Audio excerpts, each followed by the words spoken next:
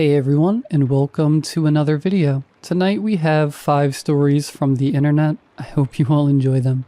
If you do, please be sure to drop a like rating. It helps out the channel so much, and I'd really appreciate it. Subscribing if you are new is also very much appreciated, as I am trying to reach 125,000 subscribers, and we're getting pretty close. I'm also posting a ton at the moment, so if you're at all interested in that, subscribing and turning on notifications is the best way to not miss any new content. Anyways, sit back, do whatever it is that you do to relax, and as always, I hope you all have a great night.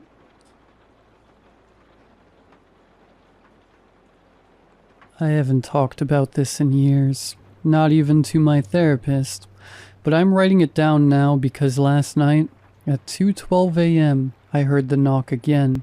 Same rhythm, same pause. The same sick feeling crawling up the back of my throat. I used to think it was a demon.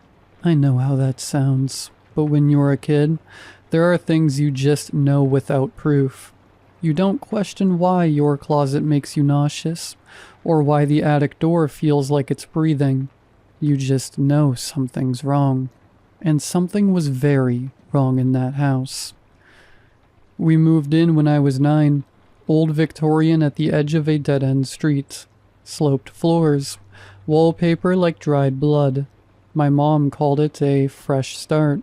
She'd just gotten serious with a new boyfriend, Rick. He helped pay for the place but stayed in the city at first. So for a while, it was just me and her. The first night I couldn't sleep. Normal new house stuff, I thought, until I heard it. Knock. Just one, soft. Like someone gently tapped their knuckle against my door. I sat up in bed listening hard. Knock, knock, knock. 3 more, spaced out, deliberate. Then silence. I got up and opened the door. The hallway was empty. I asked my mom in the morning if she'd checked on me. She said no. She looked tired. Her hands were shaking when she poured her coffee. I noticed a red mark on her neck. She said it was a bug bite. That night, I stacked books against the door just in case. The knocking came again, same time, around 2 a.m. But this time it didn't stop. It turned into scraping, like nails dragging against the door, then breathing, wet and slow, right up against the wood. I heard it say something I didn't understand. Too low, too garbled. And then I smelled it. Rot, like something dead had been stuffed under the floorboards. I didn't sleep, just stared at the door, flashlight clutched tight. In the morning, my mom had a bruise on her arm. Purple and angry, like someone had grabbed her too hard. She said she tripped on the stairs. She wouldn't meet my eyes when she said it. It kept happening. Some nights it tried the doorknob. Other nights I'd hear it crawl across the hall. And once I heard crying, soft broken sobs, like someone trying not to be heard. Sometimes it came for me. Sometimes it didn't. But someone always got hurt. The worst was when I forgot to block the door. I was half asleep when I heard the slow creak of it opening. I froze, pulled the covers over my head. Something stepped into the room. It didn't walk right. Too heavy, too slow. The mattress dipped beside me. And it breathed right in my face. Hot, sour, and wrong. Then finally it left. In the morning I had scratches across my back, through my shirt. I didn't tell my mom. She already looked like she was unraveling. Eventually Rick moved in, just showed up one day with his bags, and that looked like he belonged there all along. The weird part, the knocking stopped. But the house didn't feel safer. It felt worse, colder, heavier. And my mom seemed even more withdrawn. I started having dreams, of something watching me from the hallway, tall and thin with no face, just a mouthful of too many teeth. Sometimes I woke up with bruises, sometimes with dirt under my nails. Once I woke up outside, lying on the porch, barefoot. My hands were bleeding. I told my mom we had to leave. She cried, said she'd find a way. That night, she locked her bedroom door, and I waited. 2:09 a.m. Footsteps. They didn't stop outside my door this time. They kept going, toward hers. I heard her murmur something, confused, half asleep. Rick? Then a crash, and a scream, then silence. I ran to her room. The door was open just enough. Inside, in the dark, something was crouched over her. Tall, wrong. It held her down, hands wrapped around her wrists. She was fighting, kicking, sobbing. And then it turned to me and grinned. I didn't think. I ran to the kitchen, grabbed the biggest knife I could find. When I came back, it was still on top of her. I screamed, ran forward, and drove the blade into its back. Again and again and again, until it slumped to the floor. My mom was screaming, screaming at me. I looked down. It wasn't a monster. No claws, no fangs. Just a man. Just Rick. His face was caved in, one eye open, one shut, lips split like someone had tried to tear the truth out of them. The police came, said it was self-defense, said I saved her, but she never looked at me again. We moved out of the house. She never spoke to me after that. Years later, I still don't sleep with the door open. I live alone now. 1-bedroom apartment, 3rd floor.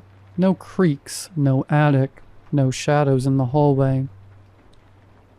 Still, last night I woke up at 2:12 a.m. Knock, knock, knock, tap, and a voice behind the door. Not growling, not whispering, just tired. Why? Edit.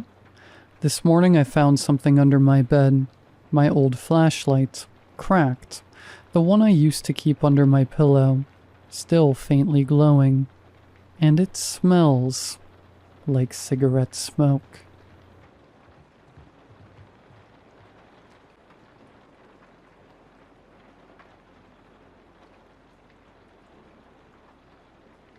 My wife, Jennifer, died earlier this year. It feels like it happened yesterday. Not because of my memory of that day, but because I don't think I have truly lived a day since it happened. It's funny how much can change in a day. The morning had been like any other. Jennifer was feeding our newborn, Molly, and I was humming along to the ink spots as I made us a breakfast omelet. Life was perfect. Yet, as soon as Jennifer took a ponderous look at her hands and remarked how cold they were, it signified the end to my idyllic life. 24 hours later, I held one of those cold, lifeless hands, as a doctor explained the spread and effect of sepsis. I learned a few hard lessons that day. I don't deal well with pity. I don't deal well with social gatherings. And I don't deal well financially. I hadn't realized how much I had relied on Jennifer for my well-being. Every social occasion felt suffocating, and I quickly realized my low salary as a data analyst was not enough to afford the mortgage payments our suburban new build had. When Jennifer's father threw a lifeline in offering use of his rarely used holiday home in northern Brittany, I gladly accepted. I couldn't wait to leave those pitying looks behind. It was only when me and Molly arrived at the house did I feel the first pang of apprehension. I knew the house was old, maybe 3 or 4 centuries by what Jennifer's father had said, but it looked almost medieval. The roof was sound but concaved like a lens. The chimneys at either side of the building seemed to be desperately clinging on to the main structure. These chimneys led to the only heating source of the house, two grand fireplaces, held aloft by large slabs of stone, which still bared the pickaxe marks from which it had been chiseled. The upper floor was supported by great beams of oak. Although still sturdy, they wore the scars of centuries of woodworm spots. Even after thorough cleaning, the creaky upstairs floorboards would still patter the lower floor with dust when walked upon. Yet, for its quirks, it felt almost content. The small village the house was situated in was incredibly quiet, meaning me and Molly were rarely disturbed. One might have guessed by the multitude of shuttered windows that it was a ghost town, yet the spell would be broken by the hourly bells of the central church, which seemed to act an auditory timetable for the locals who would filter out of their homes to frequent the boulangerie or tabak in their daily rituals. In my brief visits out of the home, I noticed how aged the population was. I couldn't remember ever seeing anyone younger than their 30s. Not that I had much interaction with them.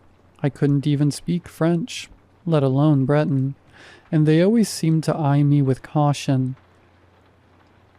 Coincidentally, the only English-speaking person in the village was my neighbor, an old lady named Dorian, who looked almost as ancient as the building itself lived in the house adjacent.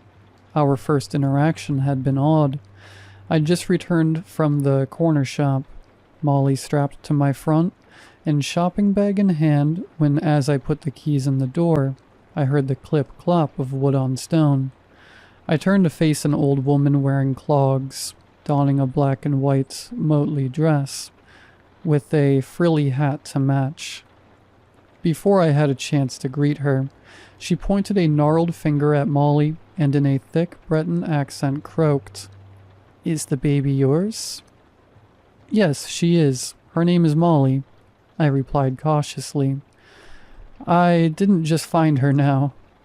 I regretted my attempt at joke, as Dorian's face furrowed into a stern glare. "This is no place for a child," she said coldly. "This house?" I said, gesturing at the building.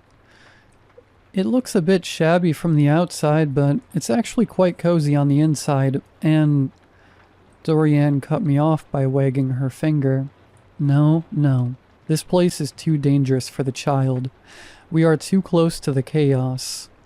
For a moment I was confused as to what she meant, but then I realized she was referencing the valley that bordered the west side of the village.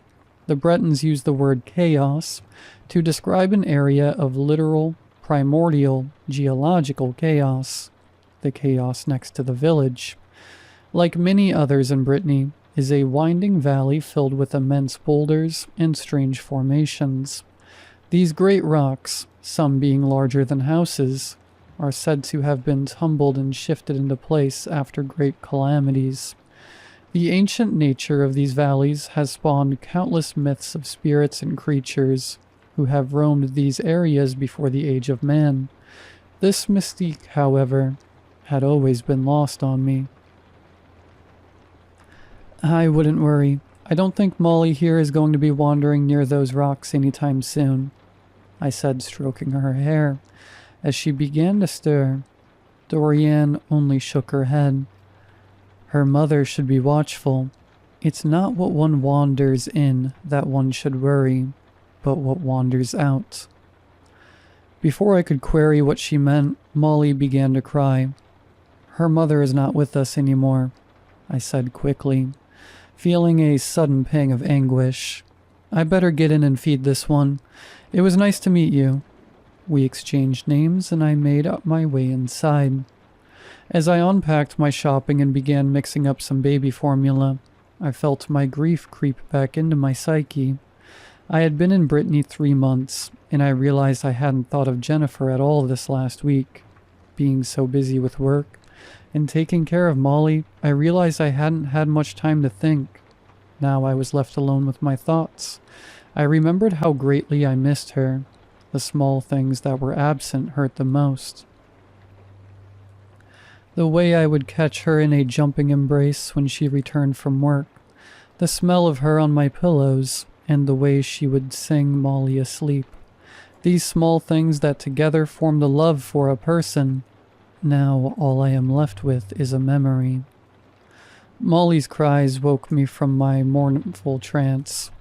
"It's okay. Daddy is here," I said softly as I lifted the bottle to her mouth for her to feed.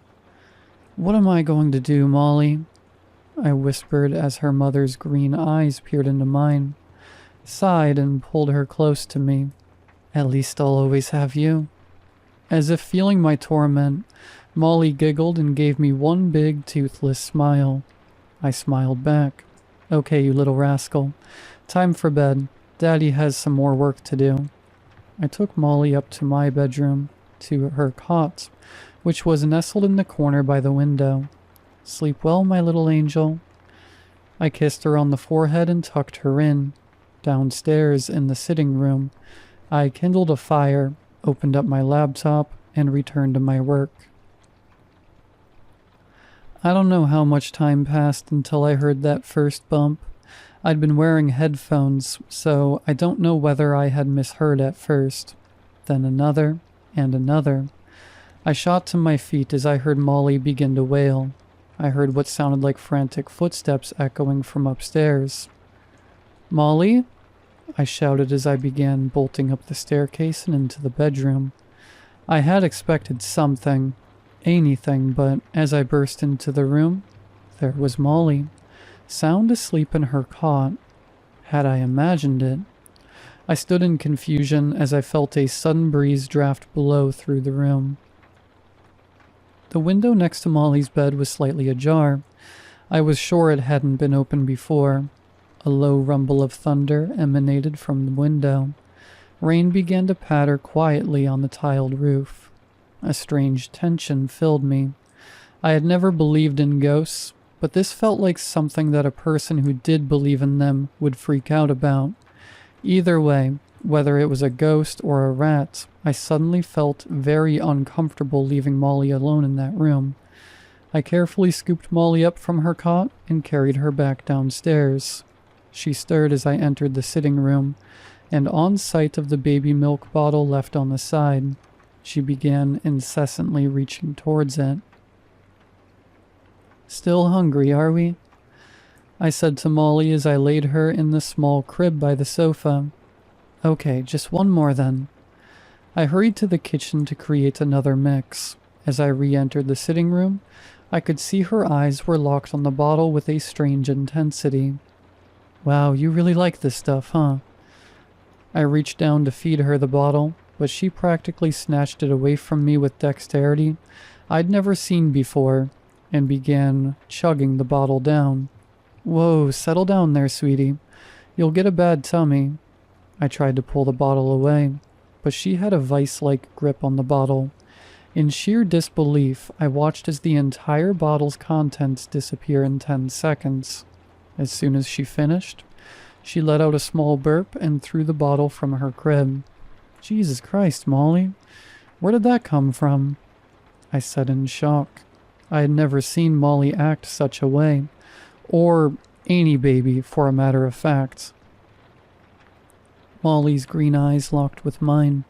Another rumble of thunder permeated through the room. A wave of uncanniness washed over me. Something seemed off. Molly seemed off. I wasn't sure whether it was the strangeness of the evening that had got to me, but the way she looked at me so intently almost unnerved me. As if trying to make use of the sudden attention, Molly began mumbling. Her first word? Molly had never attempted speech like this before. My unease began dissipating as I realized I was about to bear witness to a wonderful moment. "What is it, Molly? Daddy is listening," I whispered, worrying any noise would pop this bubble of discovery. Molly mumbled, the words almost breaking free. "Yes, Molly? I said in anticipation. More, Molly said with a certain deliberation. A laugh escaped my breath. More? Molly, my angel. You have just had a whole bottle. Molly's brows furrowed as if understanding. more. She repeated with a sterner tone. No, Molly, it's past your bedtime already. You don't need another bottle, I said, the concern creeping back into my voice. More, now. Molly screamed as the first crack of lightning illuminated the room. She began flailing around manically in her crib. For a moment I just sat there in disbelief. Molly was only 10 months old. It wasn't impossible for her to begin speaking at this age, but her comprehension of my words felt just as unnatural as her sudden appetite. Molly also had never had a tantrum like this before. Sure, she had cried and gotten upset, but she had never screamed bloody murder like this before. I conceded. I had tried to get her to stop by speaking to her, gently rocking her, even singing to her, but still she screamed, demanding to be fed. I felt defeated as I began mixing her another bottle. Jennifer would have been able to remedy this, I thought to myself. But a rapping at the door broke me from my pitiful trance. It was Dorian, dressed in a white nightgown and fluffy slippers which were slowly getting drenched by the intensifying rain. With a stony scowl plastered across her face, spoke to me while incessantly pointing her finger inside. Your child has kept me up this last hour. Oh God, Dorian, I'm sorry, I sputtered out. It's Molly. I don't know what has gotten into her. She won't stop eating and cry. Dorian pushed past me before I could finish. Where is she? She demanded. Let me have a look at her. She didn't have to ask. She simply followed the sound of the wailing. I quickly followed, baby bottle in hand. She's never been this food manic before, I said, handing the bottle to Molly, which quickly silenced her screaming. This has just begun tonight, Dorian said, concern beginning to show in her face. Yes, and she even spoke her first words, only to ask for more food. I said as Molly began to polish off the last of the bottle. Dorian just shook her head. I'm sorry to be the one to tell you this, she began, then paused. Dorian took one look at Molly discarding her third bottle, and then looked up at me. This is not your child, she said plainly. What the hell are you talking about? I said in astonishment.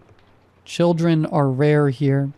They are sought after, craved by things often not human. Dorian leaned down and picked up Molly, who had begun to cry again. This is Jedin handiwork. I know many mothers who notice too late or refuse to accept. Months go by, food depletes, yet the baby has not grown. She looked down at Molly, who had begun to properly wail again. She'll be deep within the chaos now. I did try to warn you. She sighed. A sudden anger had begun to well in me. That is my child you are holding. I don't know this, Jedin, and I don't like how you refer to her. Give her back to me. I outstretched my arms expectantly. You don't believe me? Dorian chortled. Look, I'll show you. She suddenly began squeezing her thumb hard on Molly's temple. She began to scream even louder. I returned that scream and lunged towards her, but before I could reach her, I heard the audible pop of Molly's eye leaving her skull. Yet what dropped to the floor wasn't flesh. It bounced and rolled to my feet like a marble. In a moment where time seemed to freeze, I picked it up. It was a perfect porcelain eye, carved and etched better than any prosthetic I had ever seen. I looked up to see a single-eyed Molly, her skin coating the inside of her socket like some badly treated doll. My stomach rolled over inside of me.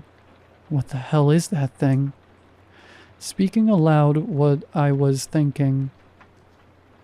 A changeling, A very deceiving fake and a cruel imitation of life. Dorian began indifferently, as Molly began to flail against her. They are the creation of Jeddan, foul and imperfect creatures who have only prevented the degeneration of their race through claiming the beautiful and whole.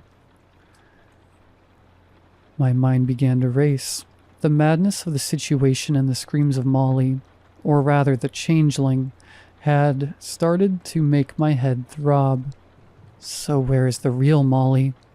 I asked desperately.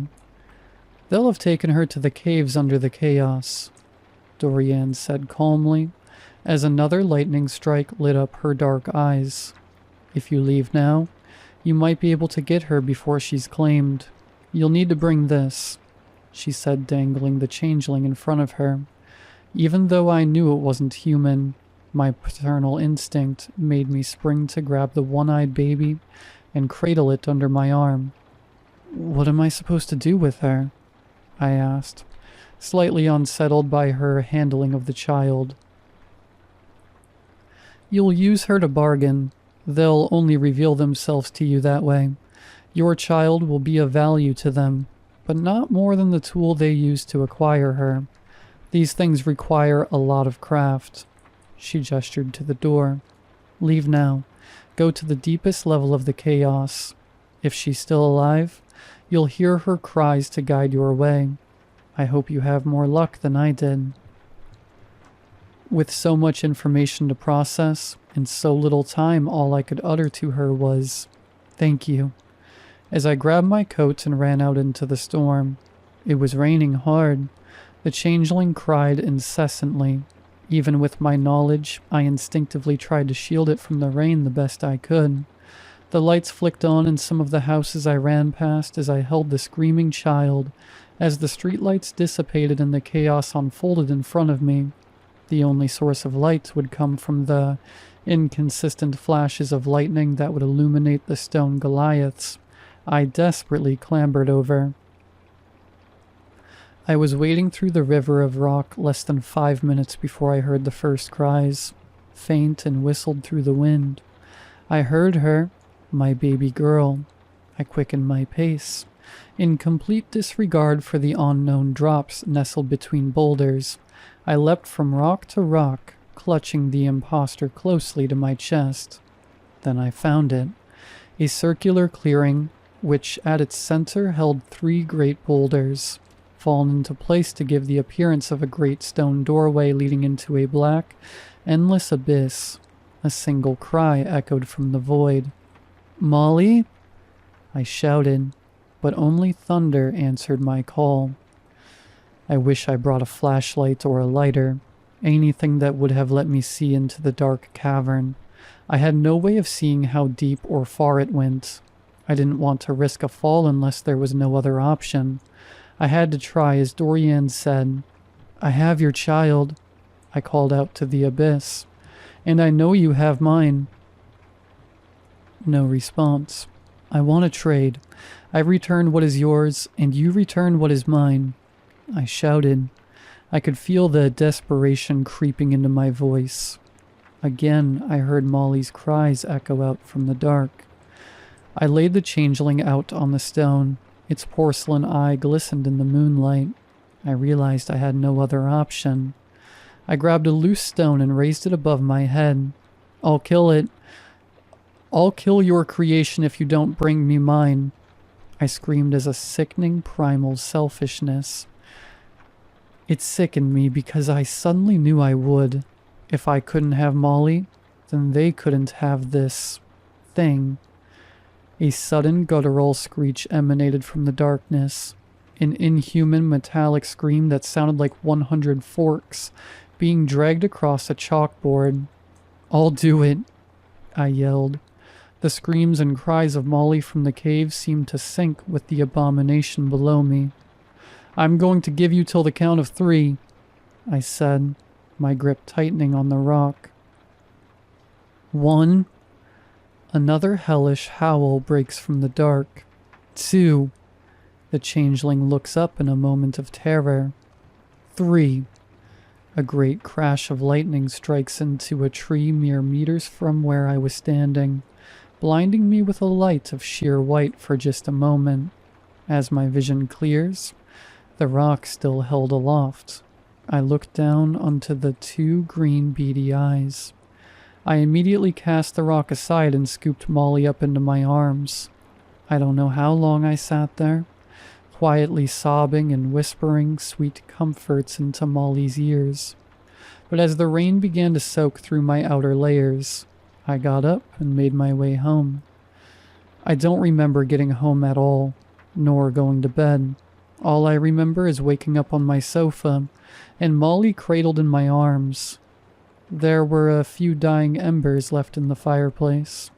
I could see the morning sun creeping through the gaps of my window shutters.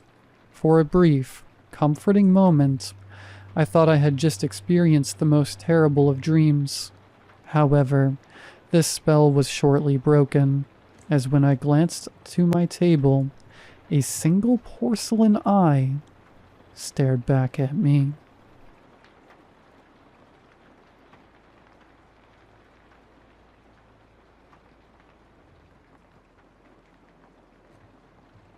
I don't think I've had a proper night of sleep ever since this happened, and truthfully, I don't think I ever will.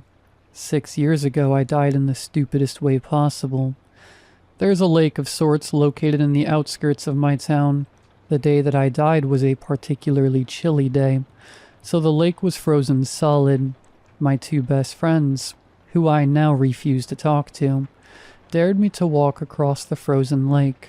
Doing so would result in them paying me a hefty amount of $40.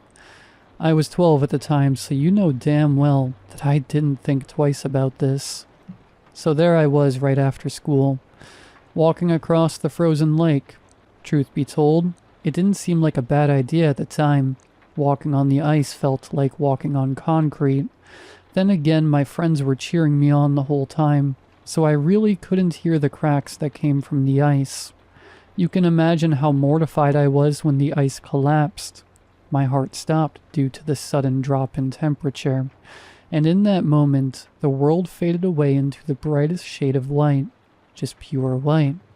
I tried holding my hands up to my face, but I couldn't do so at all. In fact, I wasn't even inside my body at all. As the spiritual people say, all that was left of me was a big ball of light, known as my soul. "You're here early," a voice muttered. Who the voice belonged to, I'll never know. Was it God? I doubt it. Was it an angel? Maybe. But irregardless, this voice was deep and commanding, echoing throughout the entire void. It came from everywhere, yet nowhere at the same time. "Who are you?" I gasped. "Oh, I really shouldn't say." The voice spoke. "So you're here about a few decades early, but that's okay. That's fine. Because 14 minutes and 21 seconds from now, a cocky ER doctor will bring you back to life. Your mother will hold you in her arms, and your father will cry for the first time in over 15 years. Your friends will visit you in the hospital, but you won't really want them there. No, you'll just curse them out for 3 minutes straight. You won't go back to school until next Wednesday, and when you do go back, your biology teacher will give you a very nice box of chocolates. Very nice indeed." The voice spoke as if these events had already occurred. "How do you know about all this?" I asked. "Because I planned all of it," the voice answered. "I planned for you to wear Nike sneakers today, and I planned for you to grow an interest in the Olympics. You are a very good athlete right now, so I can already see that that decision has paid off very well." "So you planned out every part of my life?" I stuttered. "Even the parts that you don't think about," the voice answered. "So you planned out every argument that I've had with my mom?" I asked, horrified. "And I planned out every insult that you called her," the voice answered. "And you also planned out who I would be friends with?" I asked angrily. "Yep." Shocked is a very subtle way of describing how I felt. but as the voice continued to speak, I couldn't help but think of just one more question. "Well," I said, "if I'm not going to die today, then what's going to happen when I actually die?" "Oh, when you actually die?" the voice asked. "Well, the answer is actually quite simple. You'll be reincarnated as yourself, born in the same year and everything, and I'll just change another decision of yours. Maybe instead of planning for you to grow an interest in the Olympics, I'll have you grow an interest in Charles Dickens. Or maybe I'll have you grow an interest in the Titanic. Or maybe I won't even change that. Maybe I'll change where you sat on your first day of kindergarten. Or maybe I'll change what bus route you used to go to work." Bus routes? Charles Dickens? Kindergarten? Seriously? "Why does that even matter?" I asked. "Because it all impacts your life," the voice bellowed. "In your previous life, you chose to oversleep on a Sunday morning, which caused you to miss a flight that ended up crashing into the ocean. In the life before that, you woke up right on time. And in the life before that, you never even had to go on any flight, because I chose for you to have aerophobia." "Every decision counts," the voice concluded, and the shade of bright white faded away, allowing me to watch my father as he uncontrollably cried.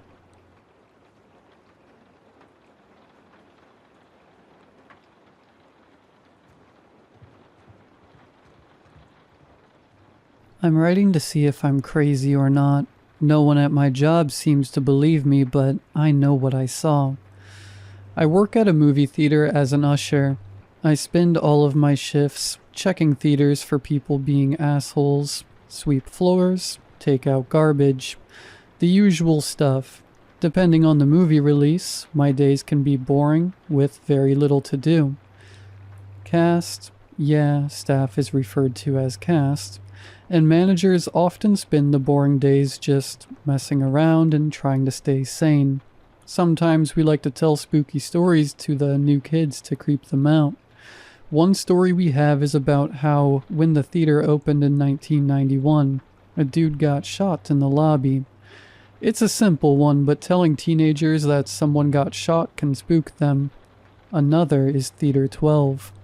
Two managers had to fix a ceiling light in Theater 12 and experienced something spooky. No physical entities, hat men, or bed sheets. The air in the theater was just uneasy. One of them swore they heard talking but didn't see anyone else. Being how I like to be, I told one of the new kids a hodgepodge of the stories. I told them that a guy got shot on opening day in Theater 12, and his spirit haunts the theater to this day. Little fun to keep us sane. That's what I thought. The other night I was doing my normal closing routine. I was bum rushing to clean the theaters. I made my way down to Theater 12. The theater hadn't sold all day. It's common. Some movies do absolutely nothing and don't sell. So I went to clean. Or pretend to clean because there's nothing to clean. The second I entered the theater, the vibes felt off. The air just felt wrong. Is that the correct word? It felt wrong. I turned the corner to the rows of seats to see one person sitting and staring at the screen. It was a woman, maybe mid-30s. She was Asian, possibly Chinese. She just stared at the screen. Nothing was playing, but she was engrossed like there was something there. I cleared my throat. "Ma'am, it's closing time." The woman blinked, like I broke a trance or something. "Oh," she said. "Sorry, I just couldn't get over this movie. It's so good." Clown in a Cornfield was in the theater. I highly doubt that. It was the end of the night. I'm tired, and I want to clock out and go home. Being nasty to a woman in the wrong theater isn't going to do anything. "Well, sorry, ma'am. Gotta go." She politely got up, collected her things. Purse, popcorn bucket, and cup. At least she had the common sense to do that at least. Her items were weird. The bucket and cup looked like one of the older cups and buckets the GM has up in the projector booth. Hadn't used those designs in years. Okay, so maybe she just likes vintage theater memorabilia. As said, it was the end of the night. I don't care, and she's hot. As long as she got the hell out. She handed me her ticket. Here, I'll give you a sweep. I didn't eat much of my popcorn. After that, she left. I tossed the ticket in my dustpan without thinking and went through and swept. She was right.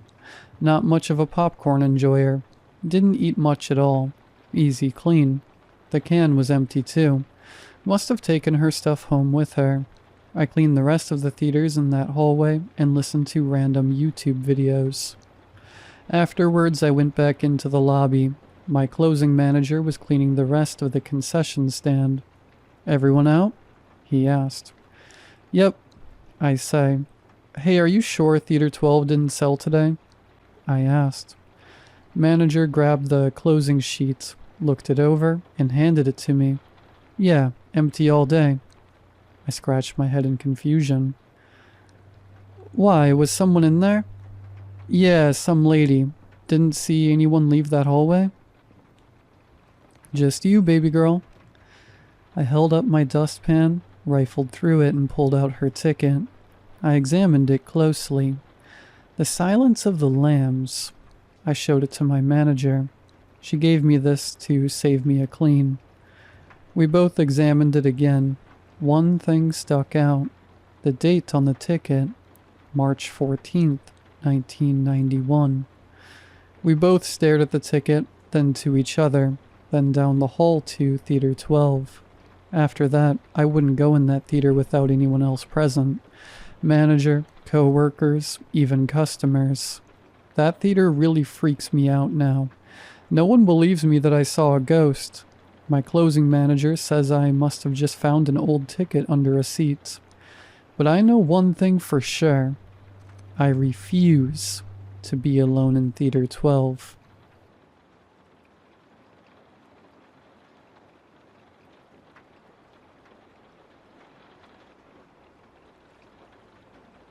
I always heard that asking about Grandpa was forbidden. The moment I uttered the word grandfather, Dad would snap. His eyes darkened. His jaw clenched, and every time I heard the same thing. He's no longer part of this family, period. I only saw Grandpa twice as a child. I was too young to remember much. Just fragments. The smell of charred meat, smoke curling from his pipe bowl, and a silence that clung to the air like wet wool. The only thing I recall clearly is how enormous he seemed whenever he visited. Or maybe I was just too small. Mom would pull me away, quick and firm. When I turned 18 and moved to the city for college, I found myself digging through Dad's old things during a rare, quiet moment. Among bills and expired driver's licenses, I discovered a yellowed envelope. Inside was a crumpled letter sent from a town called Lodell, a speck on the map, 2 hours north. The return address read, George and Marilyn Arter. At first, the names meant nothing, but George brought back the smell of smoke. Looking back now, I don't know why I went there, but I've always been curious, and something pulled me toward that place. Forbidden fruit is sweet, right? So, during break, I decided to meet my grandfather. I rehearsed questions. Why he and Dad were estranged. What happened? But none of it would matter. Lodell was smaller than any town I'd seen. One gas station, one diner, one grocery store, and houses scattered along winding roads like fallen teeth. The last stretch from the bus stop, I walked. At the end of a gravel path framed by bare trees and silence stood a red wooden house. He opened the door before I could knock. "Good Lord Almighty," he boomed, grinning wide with crooked teeth. "Look who it is, my favorite grandson. God, it's good to see ya." Grandpa was massive. His frame barely fit the doorway. He wore a brown flannel shirt stretched over his gut, the collar stained, a thick pipe seemingly fused to his lips. His hug knocked the air out of me. Behind him stood Grandma. Her hair was neatly pinned, her sweater hanging loose, as if years of worry had whittled her down to bone.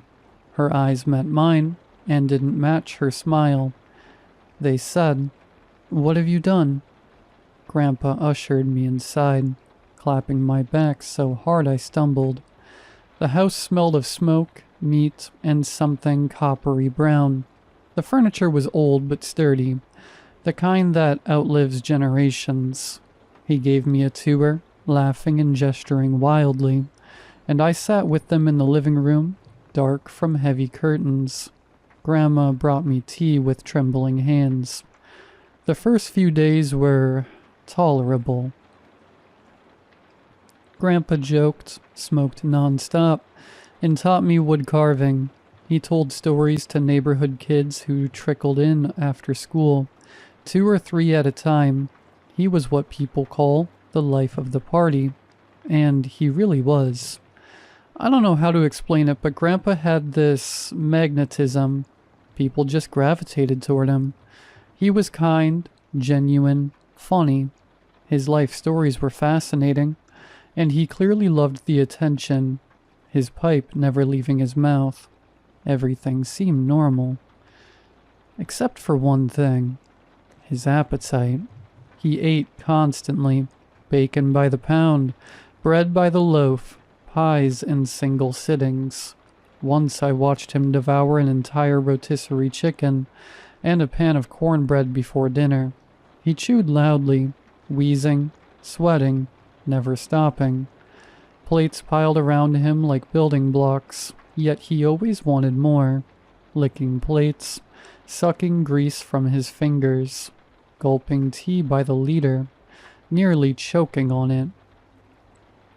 Grandma brought out plates piled with pork chops, sausages, whole chickens, gravy boats the size of bowls, and he inhaled it all, groaning with pleasure. His face gleamed with grease. He didn't chew so much as engulf, as if tasting was optional. "You always eat like this?" I asked, half joking. He grunted around his pipe and patted his belly.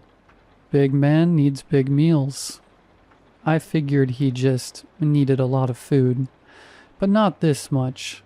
All day he only ate and smoked, barely able to move from his chair, just sitting in the kitchen waiting for the next massive meal. Hell, I don't think I've eaten as much in my life as he did in one dinner. Still, evenings with him were fun, until the hunger returned. One night, Grandma caught me alone in the hall while Grandpa snored like a bear in the next room. "You need to leave," she whispered. Her face pale, lips cracked. "Well, he's asleep. Tomorrow, first thing." "But why?" She flinched at the sound of heavy footsteps. Grandpa emerged from the shadows, pipe smoldering, eyes unreadable. "Everything all right?" "Just telling him about my childhood," Grandma answered too quickly. Grandpa stared at us in silence, and for the first time I felt afraid. The only light was his burning pipe. The only sound, his labored breathing. He filled the hallway, his bulk swallowing the space. "This house has many stories," he finally rumbled before retreating to bed. I barely slept that night. Between Grandpa's snoring and the dread gnawing at me, leave in a hurry, but why? By morning, the fridge was empty. Grandpa sat at the table, licking his lips, breathing hard. "Where's that woman gotten to? Starving over here." Grandma returned with 3 bulging grocery bags and frantically unpacked them, cooking while Grandpa fidgeted, growling incoherently. I claimed I wasn't hungry. A lie. Watching him eat, devouring even the gristle, made me nauseous. Instead, I went to the store, chewing on Grandma's warning. Something about this was starting to scare me, especially one thought. How does he eat so much? At his age, that obese, Chain smoking? How was his heart still beating? At the store, the clerk and a woman were whispering, tense, glancing at the windows.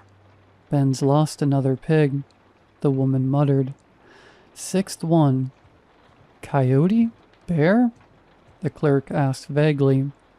When's the last time you saw a coyote, let alone a bear, around here? Sorry, I cut in awkwardly. Animals are disappearing? You new here, kid? The woman sighed, recalling something grim. First pigs, then goats, chickens, even dogs. What's left is just bones. Gnawed, split open, like something sucked out the brains. But no one's seen an animal do it. No tracks, no blood. Suddenly I couldn't breathe. I was drenched in sweat. They didn't know what could do this, but I might. And Grandpa? He still laughed, smoked, told stories. Evenings he'd call me to the porch, where kids gathered like moths to his booming voice. One older girl, maybe 10, sat at his feet and asked, Mr. Arter, are you ever scared? He looked at her and smiled slowly. Only when the meat runs out, he said, laughing like it was a joke. The kids laughed too. I didn't. When I asked about the missing animals, Grandpa just chuckled through a mouthful of stew. Wild times, huh? Makes me feel young again. He played cards with me and the kids. Everyone adored him. But I grew uneasy around his bloated body, his yellow teeth grinning through smoke as he launched into another story. Too good, too vivid, too scary. The kids leaned in, wide-eyed, while Grandpa basked in their attention, until Grandma, shaking, announced, We're out of food, nothing left. No meat, no eggs, not even flour. We can't. Find more. Grandpa growled, pupils shrinking to pins. I'm starving. He didn't move from his chair. Even when we went to bed, he stayed in the kitchen. Around 3 a.m. I woke up thirsty and flicked on the kitchen light. Then nearly had a heart attack. Grandpa was still in his chair, trembling, staring at the same spot. His skin was pale, almost translucent, veins purple beneath. His pipe was gone. For the first time I saw him without it, and that alone made me want to crawl into a corner. At first I thought he was dead, but then he shook harder, sweat beading on his forehead. Grandpa, you okay? I whispered. Give me food, boy. His voice held no trace of the man I'd known. No warmth, just threat. Something not human. I'll go to the store in the morning. Just sleep, Grandpa. Get me food. He didn't look up. I edged past him, turning off the light. All night strange sounds came from below. Growls, wet slithering, the front door creaking. At dawn, Grandpa was gone, the door ajar. Grandma stood behind me, eyes red with fury and regret. Go, grandson, now. He won't be satisfied with store food. Pack your things and leave. But what's wrong with Grandpa? How can he eat so much? You don't want to know what happens when he stops eating. She turned to leave but froze at my next question. Why do you stay with him? If no one controls him, it gets much worse. That morning, the town buzzed with news. A boy had vanished overnight. Only bones were found. Cleaned, not a scrap of meat left. No animal could have done that, and I knew exactly what could. I returned to the house. Grandpa sat on the porch, pipe in teeth, smoke wreathing his head. His shirt was stained, worse than usual. He stared into nothing. Boy, he rasped, voice thick with smoke. Fetch me something from the store. Something was off that morning. His posture too rigid, eyes glassy, lips cracked, skin pale and swollen, like raw meat. I mumbled an excuse and went to pack. Then I heard them arguing. "The kids are coming tonight," he snarled. "They want stories." "No," Grandma said. "Not this time. I'll call the police. You won't do anything." Then she screamed, not in fear but rage. "I won't let you feed on them again." I backed away. I didn't want to know what that meant. Didn't want to see more. Dusk fell too fast. The kids arrived on foot, alone, drawn like moths. George waited on the porch, bloated, sweating, unable to rise. Blisters covered his hands. His jaw elongated. He still smiled, but not like before. Something inside him was pushing out. Grandma begged them to leave. "You don't understand," she wept. "This isn't a game. Go home." "Please, Mrs. Arter, just one story." The kids pleaded. "Get out, now," she hissed. "Let 'em be." Grandpa's voice growled from behind, making everyone jump. "Kids want stories." He shut the door after them. Grandpa swelled grotesquely. Glassy-eyed, he stared at them, his pipe forgotten. He didn't speak, couldn't stand. The kids giggled nervously in a semicircle. I watched helpless, knowing something terrible was coming. "Mr. Arter?" one child said. "Don't tell our parents we came, okay? They've banned us from going out, but we need your stories." "I won't tell," Grandpa gasped, clutching his chest. "Won't tell." Then I saw it, his shirt ripping, hands swelling, mouth unhinging wider than possible. He collapsed from his chair onto all fours. The kid screamed, so did I. His arms melted, fat dripping like candle wax.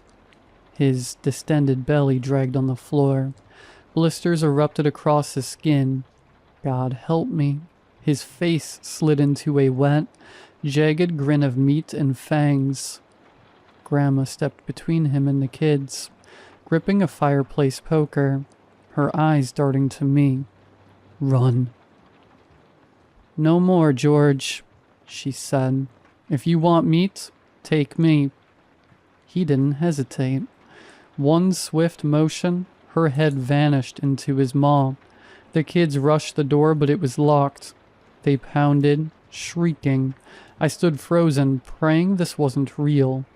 But it was. Grandpa, now a slithering mountain of hunger, gurgled, hissed, and dragged his bulk toward the children. I wish I could say I helped, but I couldn't. I vomited at the sounds, couldn't even look. Finally, I moved, bolting to the attic, heart hammering. I stayed there, shaking, gasping, as the house filled with the sounds of slaughter, chewing, crunching bones. One voice, then another, then silence. Sniffing, scratching, something huge lumbered down the hall. Sniffling, muttering. I pressed into the rafters, too afraid to cry. Hours stretched into centuries. Then a wet, slurping voice. "Boy, come back. Feed your grandpa. I smell you." I buried myself in dust and shadows, praying to disappear. I stayed until the silence returned and dawn crept in. I crept downstairs, stepping over bones and blood.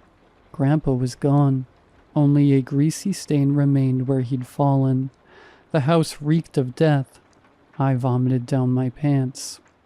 Then I ran until the road turned to asphalt. Didn't stop even at headlights. I told no one, not the police, not the townsfolk. I don't know what happened after, where Grandpa went. I returned home, couldn't sleep, couldn't eat.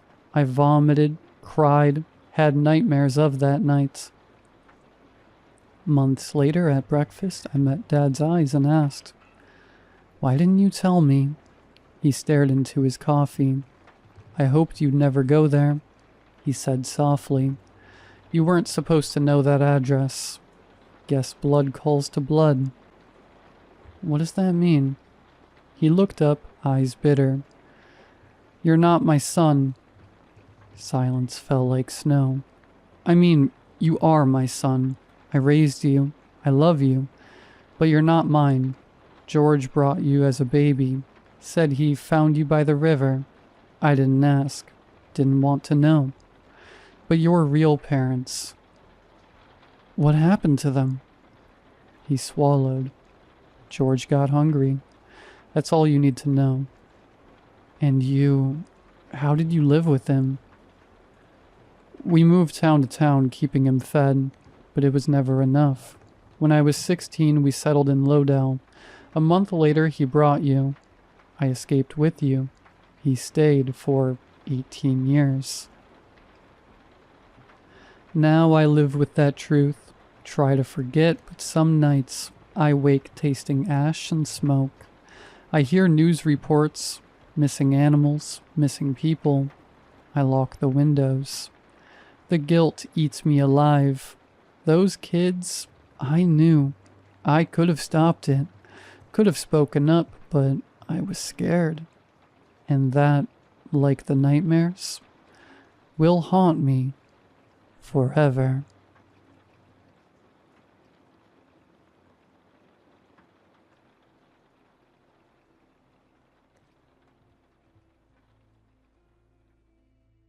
Hey everyone, and welcome to another video. Tonight we have 2 hours of horror stories. I hope you all enjoy them. If you do, please be sure to drop a like rating. Let's see if we can reach 500 likes on this one. Of course, only drop a like if you feel the video is genuinely deserving of it. Subscribing if you're new is also very much appreciated, as I post content just like this all of the time. I'm also trying to reach 125,000 subscribers. And we're getting pretty close. Anyways, sit back, do whatever it is that you do to relax, and as always, I hope you all have a great night. My friends and I once found what seemed to be an abandoned mental asylum. You know, the type you see in scary movies. Big, scary entrance, once boarded up, now decaying with planks broken and nails sticking out. Located far out in the woods in the middle of nowhere. No one of us could understand why it was placed there. When was it built? We discussed it, but it was all speculations. It couldn't have been easy to build. There were no roads leading to the building, at least none that were apparent. Faint tracks in the mud indicated what could have been roads a long time ago, but what was left was far from what you could drive a car on, let alone a truck. We had heard rumors about the building, and that it once was used for treating the insane. Apparently it had originally been built as a sanatorium, hence the location, but we all thought it was a bit far-fetched. It was just rumors. However, we went to find out if it was true or not. No one remembers who told us about it, but we had all heard them. Who heard them first? Who knows? Someone pitched the idea of exploring the woods and searching for it, and everyone wanted to go. Simple as that. Getting there wasn't easy. The forest was filled with thickets and marshes that repeatedly forced us off any direct path. After fighting through the weeds for what seemed to be hours, a chimney rose up from some brushwood. We were finally there. The group consisted of me, John, Adam, Marshall, and James. Adam was the newcomer of the group, and the rest of us had been friends since freshman year of college. We regularly went out in the woods, visiting parks and such, so this type of exploration was out of the ordinary. We walked up to the front side of the building. The size of it felt wrong. All the pictures we had seen online of different asylums showed large buildings, tall, with several rows of windows and different wings. This one seemed small in comparison. From the entrance we could see 2 wings, one on each side. roughly 100 feet long. On both wings were 2 rows of small windows, presumably cells, and 1 row of large windows on the first floor.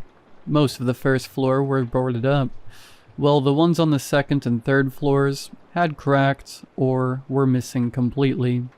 A brief look at the entrance told us enough, that it was nothing but a death trap.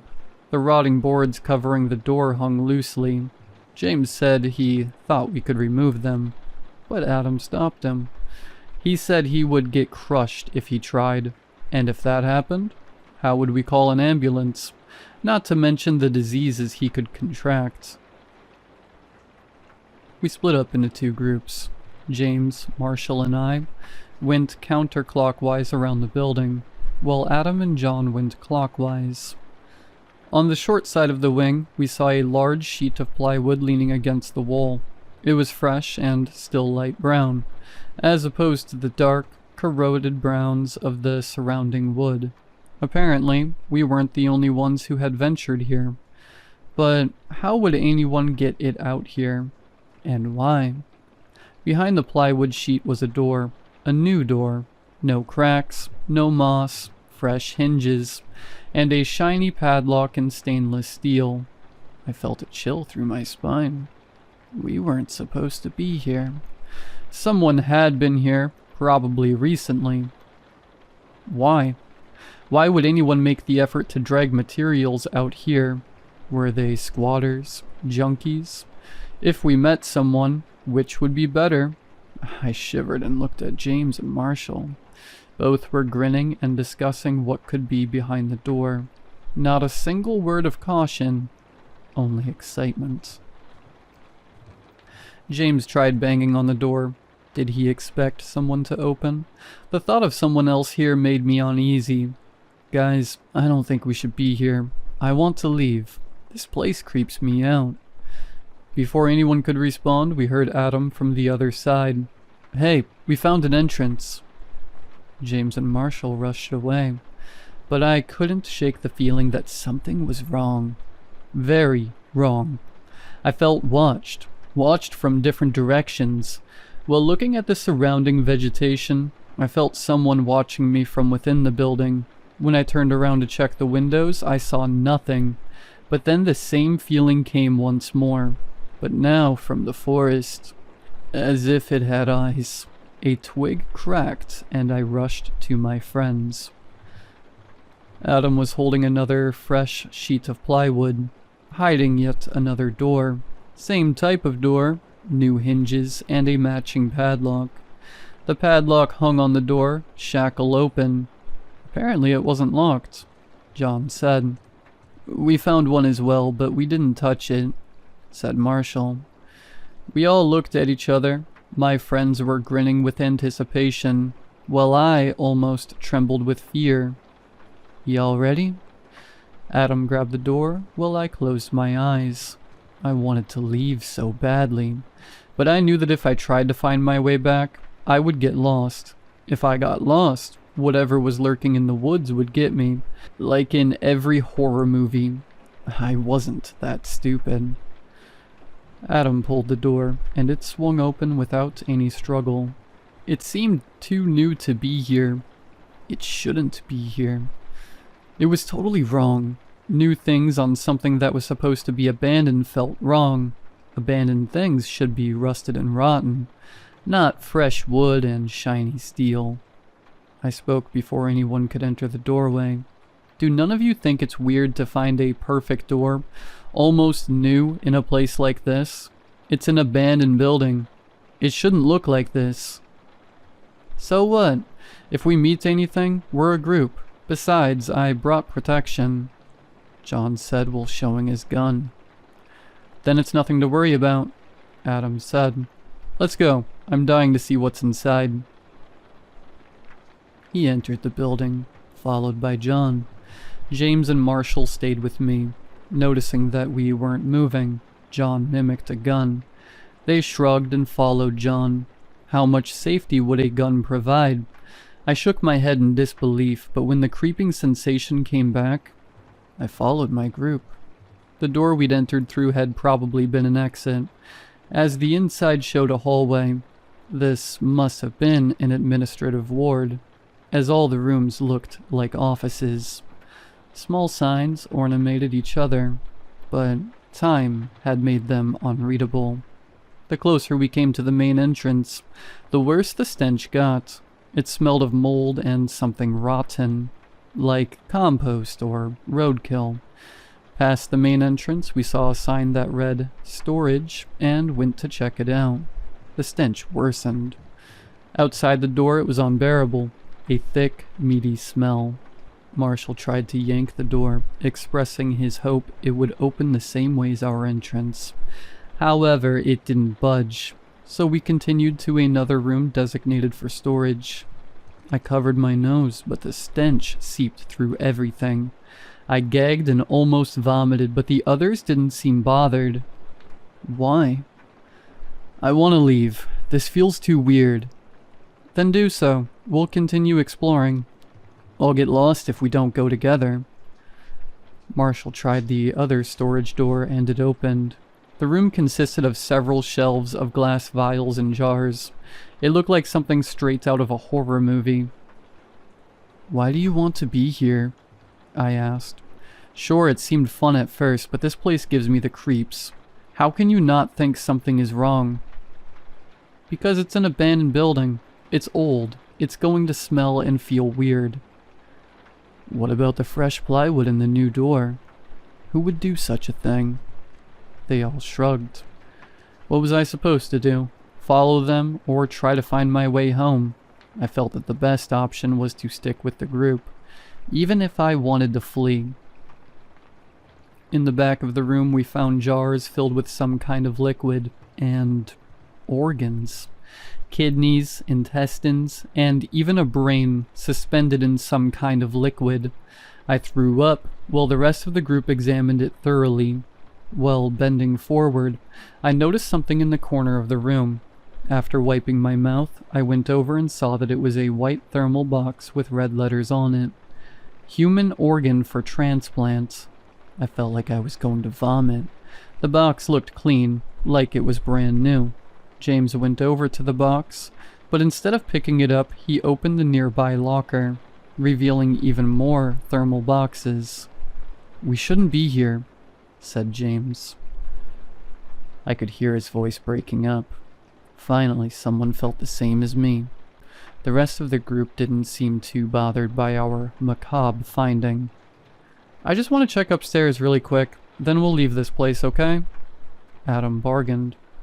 All went back to the main entrance. Adam and Marshall went upstairs while the rest of us stayed behind.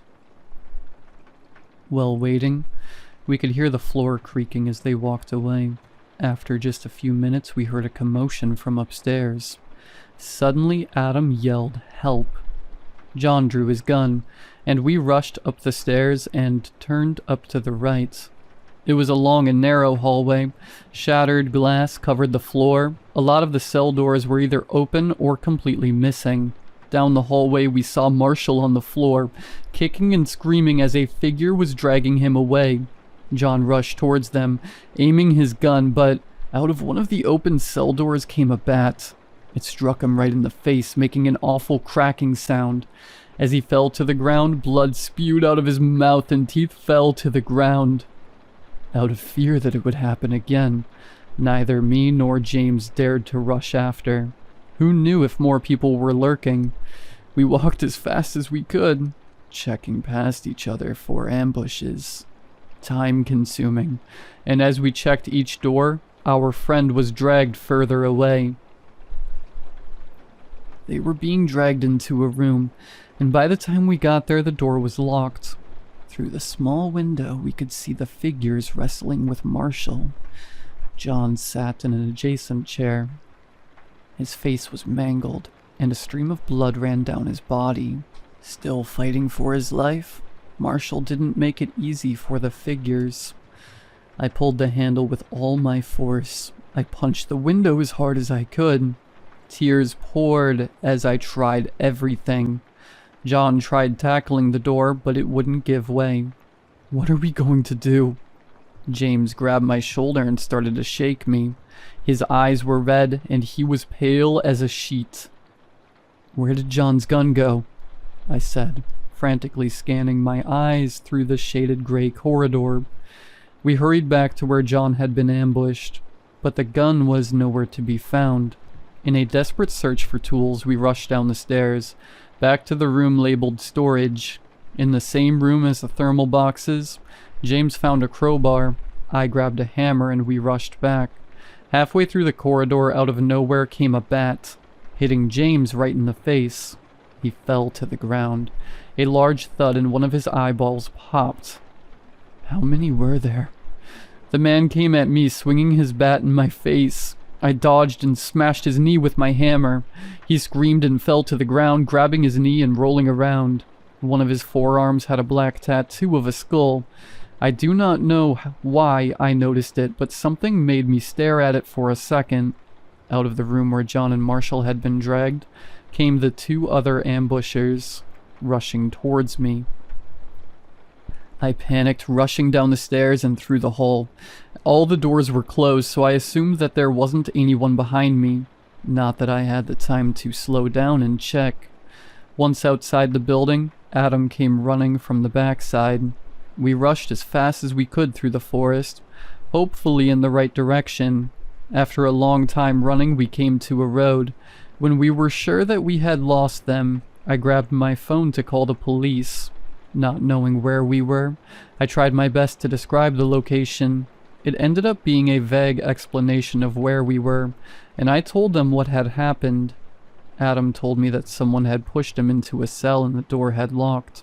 I looked at everything that moved, and the slightest cracking or any leaf caught by the wind was enough to scare me.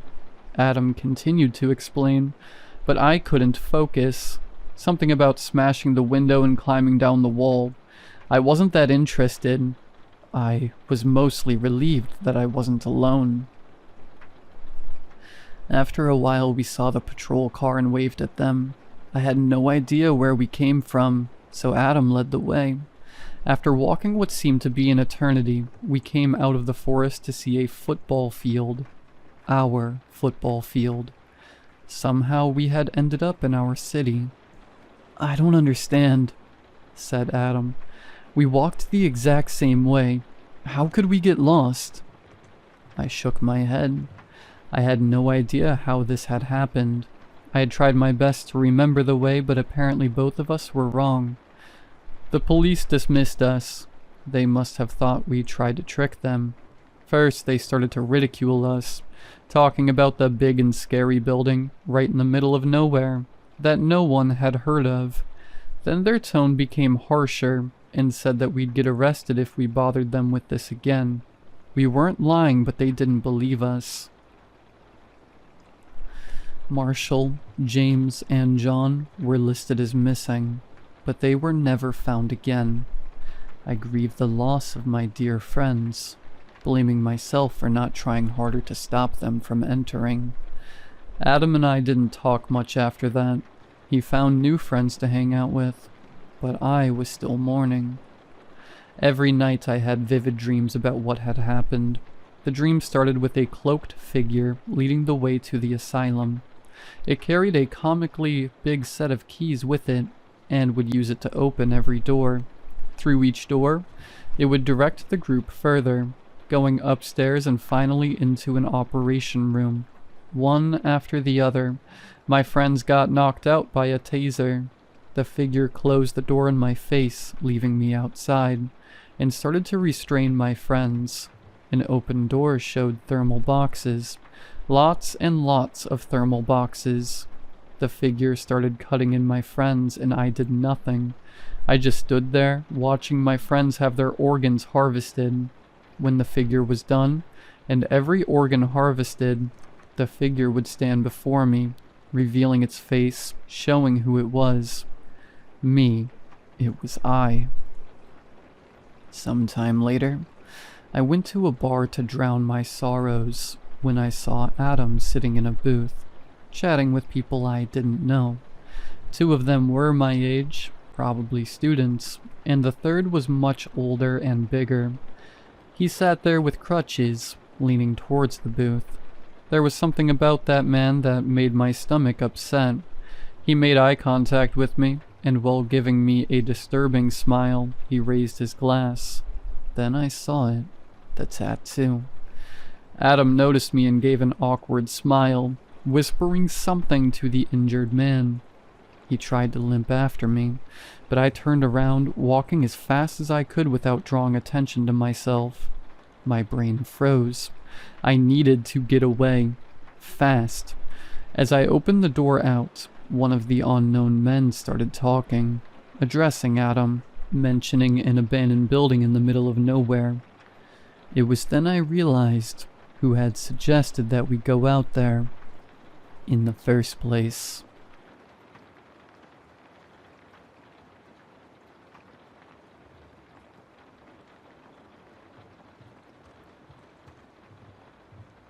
I let the hot water beat down on my head. I had to get rid of this headache before the meeting. I couldn't figure out why I felt so lousy. My eyes were bloodshot. My mouth felt as dry as a desert wind, and tasted like summer roadkill. I needed to look sharp and with it for the meeting, even if it was online and I could technically be naked from the waist down. After a good 30 minutes, I got out of the shower feeling a little better. My mouth still tasted like crap after brushing my teeth, but no one would be able to smell my breath over the internet, and I knew I had eye drops somewhere to perk up my eyes. I went into the bedroom and got dressed. My bed was a mess. I didn't understand why. I thought I'd slept soundly. Didn't even remember getting up to go to the bathroom. I went to straighten it. When I picked up my pillow to fluff it, I noticed a white smudge on the blue fabric. I touched it. Greasy, like lotion or makeup. I stared at it, trying to figure out where it had come from, but nothing came to mind.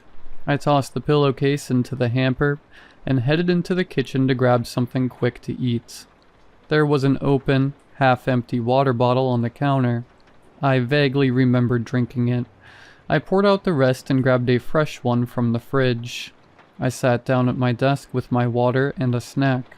Still had 10 minutes before the Zoom. Out of the corner of my eye, I noticed one of the couch cushions was crooked. Weird. I hadn't even sat on it for days. The meeting started. 18 people. Everything was going fine until my boss, Patricia, asked me to send the group some photos of a housing development I'd found while traveling in Holland. I smiled. "You'll be impressed," I said. I opened the photo app on my phone and started scrolling to find the folder. But the last photo on my camera roll wasn't from Holland. The last photo stopped my heart cold. It looked like 4 grotesque figures sitting on a couch. I zoomed in. My pulse went haywire. My skin tightened, and goosebumps rose in waves. "Mandy?" Patricia's voice cut through. "Did you find the photos?" I didn't answer. I couldn't. I was locked on that image, trying to make sense of it. "Mandy." This time sharper. My stomach clenched. I felt like I might throw up. I looked at the laptop camera, muttered, "Excuse me," and slammed it shut. I stared at the photo, hands shaking. There were 4 people. 4 clowns. They were sitting on my couch, dressed in black hoodies and black and white clown makeup. These weren't friendly clowns, not the kind that bumble around at children's parties. These were something else. They looked like gang members mixed with Art the Clown. They were all staring straight into the camera, expressionless, dead serious. But that wasn't the worst part. What made my stomach twist and my vision blur was the woman draped across their laps, naked, limp, with their white-gloved hands strategically placed on the parts of her body you don't show to the world. That woman was me. I felt like my heart was about to explode. My body buzzed with panic. No, this wasn't real. It had to be fake. AI generated. Photoshopped. But then I remembered the greasy white smudge on my pillowcase, the water bottle I didn't recall drinking, and how awful I'd felt when I woke up. Texts were flooding in from Patricia. She was pissed. I needed to answer her, but I couldn't focus with that photo sitting in my gallery like a loaded gun. I took a deep breath and tried to calm myself. It's just a prank, I told myself. Some kind of sick, glitched image or joke.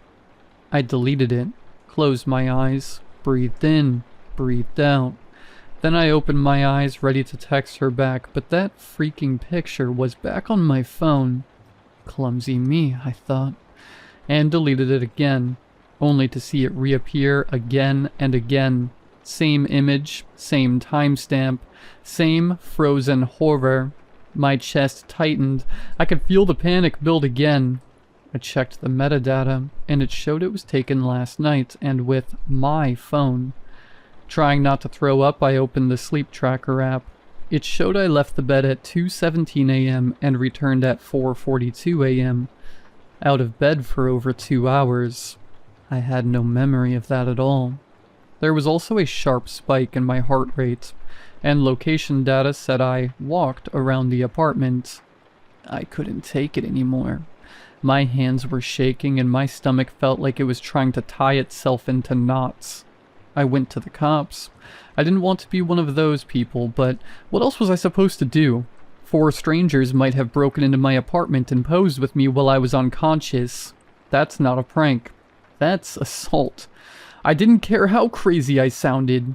I had proof. That picture, the timestamp, the sleep data, the greasy white smudge on my pillow, the open water bottle. I knew something had happened. The cop at the front desk looked at the photo for maybe 5 seconds before shrugging. Possibly AI generated, he said. What? We see this a lot nowadays. People prank each other with fake photos. There are websites where you can make this stuff. I blinked. You think I made this? He shrugged again. Could have been anyone with access to your phone or cloud account. Could be a bug. Try changing your passwords. Make sure your Bluetooth's off when you sleep. That's it? I asked. You can file a report if you want, but there's no sign of a break-in and no injuries. I don't think we'll be assigning anyone to it. I felt like I'd been slapped. That's me. That's my couch. That's my tattoo, I said, and pointed to the purple butterfly on my thigh, clearly visible in the photo. Look, he said, already bored. I'm not saying it's funny. I'm just saying we get this kind of thing a lot lately. You can file a report, but I doubt anyone's going to take it seriously. And that was it. I left with nothing, just me and that photo. That night I didn't sleep. I kept checking the locks. I unplugged everything. The router, Alexa, even my TV. I stuffed a towel under my bedroom door. Not sure why, but it felt safer somehow. Then I sat in bed with a kitchen knife and my laptop. At around 2 a.m. I started digging. I searched everything I could think of. Photo hacks, phone exploits, deep fake generators, sleepwalking forums. I finally found a thread buried deep in a tech forum. No usernames, just long strings of numbers and cryptic replies. Most of the thread was about something called blindfeed.exe. Not a program you download, it's something that gets pushed to your device through sketchy apps, QR codes, and even shared Wi-Fi. Once it's on your phone, it can access everything. Cameras, mics, sleep data. It can delete photos, edit photos, upload them somewhere you'll never find. But the worst part, it's a part of a challenge. A dark web competition. People compete in teams to stage the most creative home invasion photos or videos, drugging their victims, dressing up, posing with them. Bonus points for intimacy, emotion, or absurdity. The more disturbing the photo, the more views it gets. The more views, the higher the score. The team with the most upvotes wins real money. Some victims never even know they've been featured. Others, well, they figure it out too late. And if your photo keeps coming back after you delete it, that means you're trending. I couldn't stay there. I packed a bag, paid cash, and checked into a crappy roadside motel under a fake name.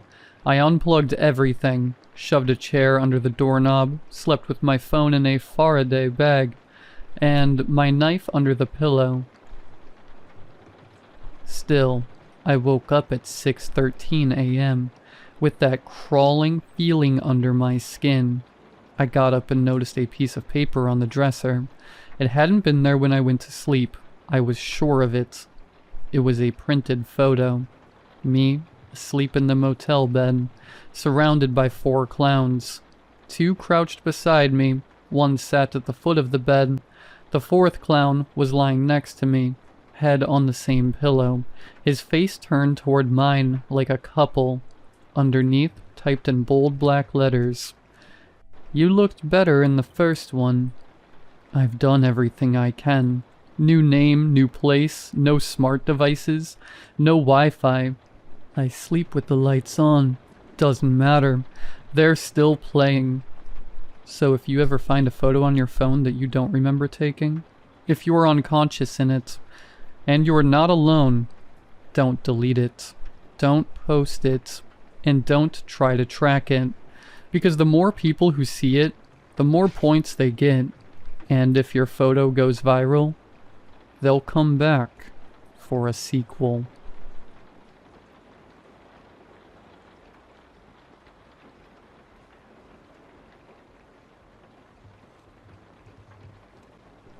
I haven't spoken to my brother in over 6 years.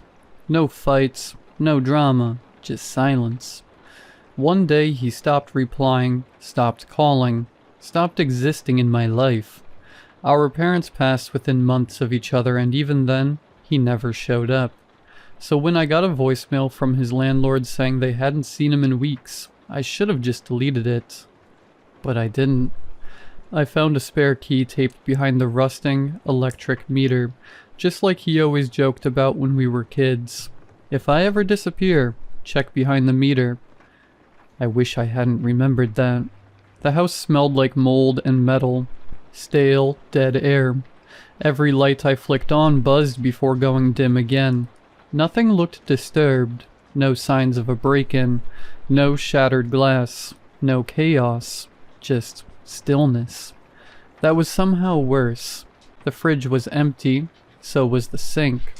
The only thing running was a box fan in the living room, pointed toward an armchair that faced nothing. Just the wall. A damp towel was thrown over the seat. I didn't touch it. I walked into his bedroom. It was too clean. Dust lined everything but the bed was made. The clothes were folded, and the closet was empty. Except for the freezer. It wasn't in the kitchen. It was in the back room. A standalone, chest-style deep freezer. Padlocked shut. That alone should have been enough to turn around and leave, but I didn't. I found the bolt cutters in the garage. The lock snapped like it had been rusting for years. I had to grip the lid hard. There was frost sealing it shut. And when I opened it, the first thing I saw was a Ziploc bag full of human teeth. Loose. Some bloody. Some cracked at the root like they'd been yanked hard and fast. Underneath that, jars. Mason jars filled with meat.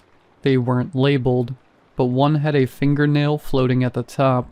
The color of the flesh was wrong. Gray-pink. Mottled. The smell. Jesus.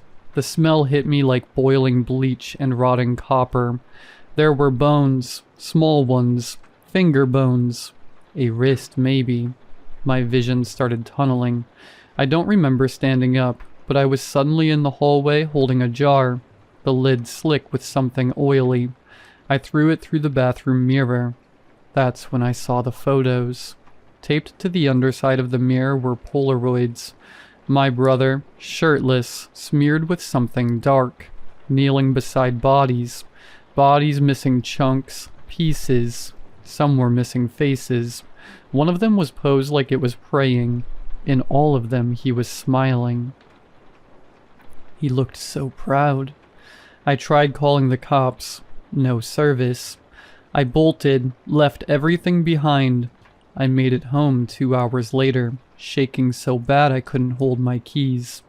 I called the police the next morning, but when they went to the house, it was empty. No teeth, no jars, no Polaroids, not even the freezer. Like it never existed. They tracked the landlord, who swore he never called me. Said no one had rented that house in years. He thought it had been condemned. But I have the voicemail and a tooth. I don't know what to do with it. I keep it in a plastic bag under my bed. It's not the same as the others. It's cracked and discolored, with a silver filling in the back. I know it's my brother's, because when we were kids, he knocked that exact tooth out on a bike ramp, and Mom spent $2,000 getting it fixed. I remember watching the blood pour from his mouth like he liked it. I hadn't told anyone about the tooth. I wanted to believe I was wrong. Maybe it wasn't his. Maybe the photos were fake. Maybe the jars were props. Maybe I hallucinated the whole thing. Until the meat showed up on my porch, wrapped in butcher paper. No return address, no name, just a greasy, hand-scrawled note. You forgot dinner. I didn't even open it. I threw the whole thing into a public dumpster 6 blocks away. But that night I heard something chewing outside my bedroom window. It wasn't a raccoon. It was slow, wet, like something gnawing bone. I waited until sunrise to look. Just a smear of blood on the windowsill. Human teeth marks in the wood. Then the smell came back. That same metal sweet stink from the freezer. It clung to my skin, my sheets, even the inside of my mouth. I started gagging in the shower. Blood clots came up in my spit. I couldn't eat for 2 days without puking. And then I started dreaming. Dreams of the freezer lid slamming shut on me, of being trapped in the dark, frozen with things that still whispered, things that moved. Dreams of my brother standing over me with bolt cutters, smiling like he did in the Polaroids. I've been saving the good parts, he says. You always were my favorite. One night I woke up with my mouth full of something soft and gritty. It was a tongue, not mine. I screamed so loud the neighbors called 911. Cops showed up, took one look at my blood-soaked mouth and bathroom sink full of vomit and decided I was having a breakdown. No tongue was ever found, but they put me on a list, sent a social worker.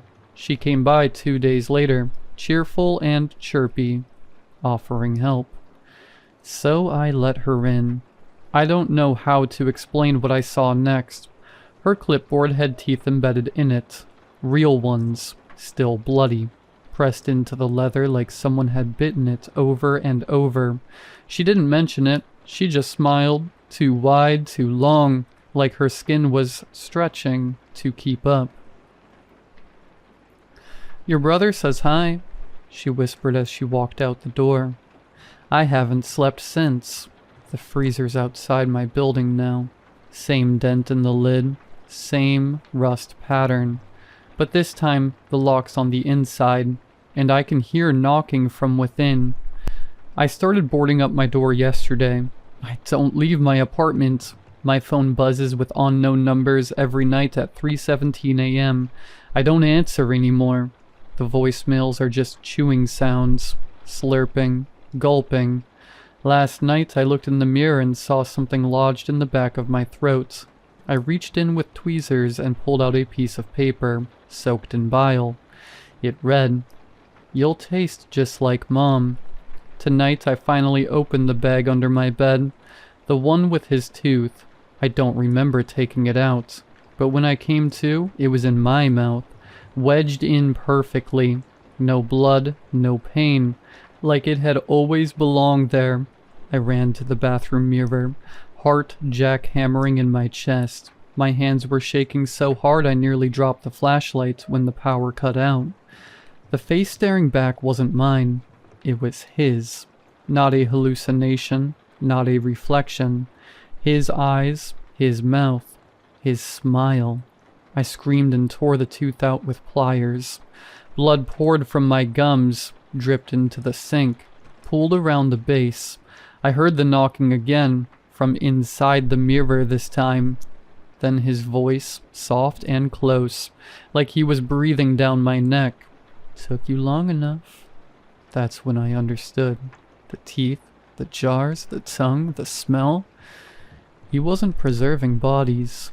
He was preserving himself, piece by piece, in others. In me. The freezer wasn't to hide the dead. It was a delivery system. I was never meant to find him. I was meant to become him.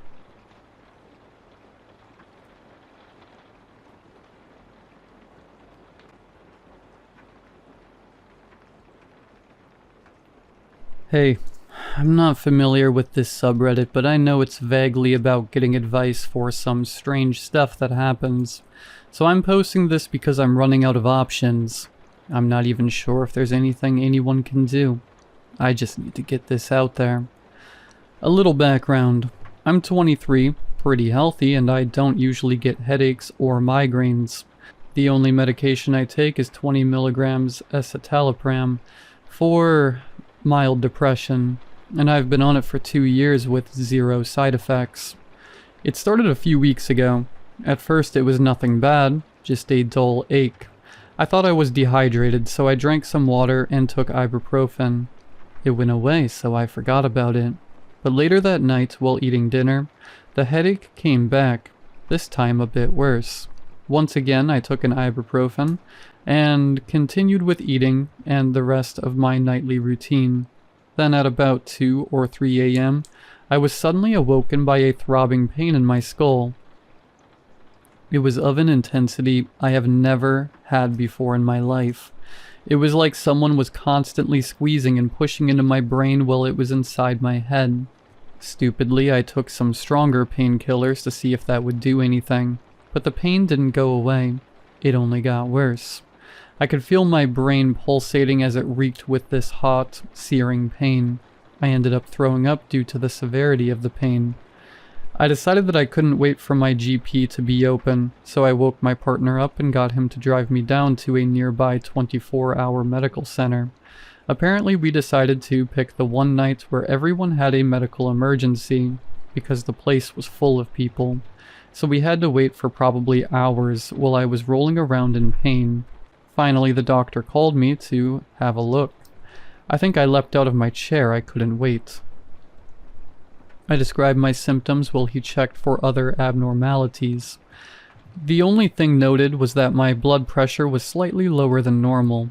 He said nothing seemed seriously wrong, prescribed painkillers, and told me to come back if it didn't improve, so he could refer me to a specialist. A massive waste of time, I thought. But I tried the painkillers anyway, figuring it couldn't get any worse. After a few days of dealing with this near-constant headache, I tried to see another doctor. This time, they managed to refer me to a neurologist who ended up giving me a CT scan. Having to wait nearly 2 days to get the results back was one of the most anxiety-inducing experiences in my life. By then, I was throwing up nearly every day and felt exhausted all the time. I hoped it was just from the pain.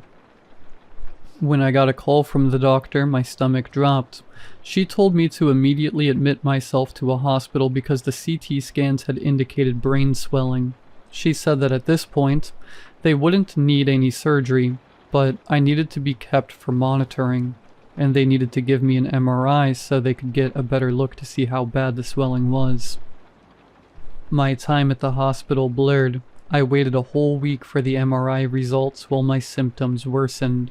I couldn't keep food down, could barely see sometimes, and my blood pressure kept dropping. I even thought about ending it all, but a hospital is the worst place for that. When the results came back, I knew they were bad. The doctor, while trying to keep a calm exterior, was failing miserably.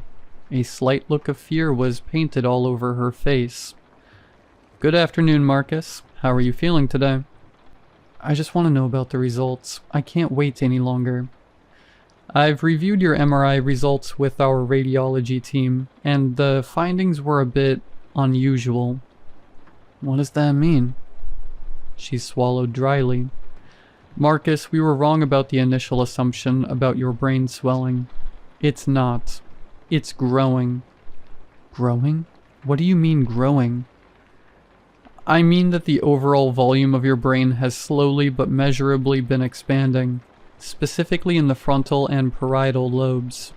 There's no fluid buildup, no tumor, no signs of infection of any kind. The tissue itself seems healthy. It's just growing. How is that even possible? We don't know. The human brain doesn't grow in adulthood, certainly not like this. Neurons don't generate that way. We've checked the images and even rescanned to rule out errors, but it's definitely grown by just a few millimeters. What does this mean? Is it going to stop? I can tell she's choosing her words carefully. We don't know. This isn't a known condition. Right now we're focusing on managing the pressure in your skull and tracking the growth rate.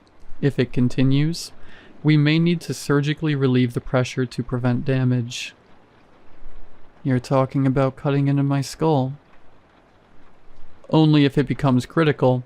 For now, we're monitoring closely, giving you medication to reduce intracranial pressure. But I want to be honest, this isn't something we've seen before. It's not textbook. We've had to consult with other neurologists and research hospitals. No one's seen anything like this. Some suggested rapid onset gliosis, but your markers don't match. One of them floated a prion-like process, but that doesn't explain the organization or the activity. What is that supposed to mean? She gives me a hesitant look before divulging further. There are coordinated signals. Patterns we don't typically see in those parts of the brain, or in tissue that has recently formed. So it's not just growing, it's working. We don't know what it means yet, but whatever this is, it's not inert, it's functional, and that's what concerns us. That was yesterday. I keep asking questions, but they're not telling me much. I can almost feel it growing and pushing against my skull. I'm scared. I think I'm going to die. If anyone has any idea what this could be, or what I should do, please help. I'm desperate.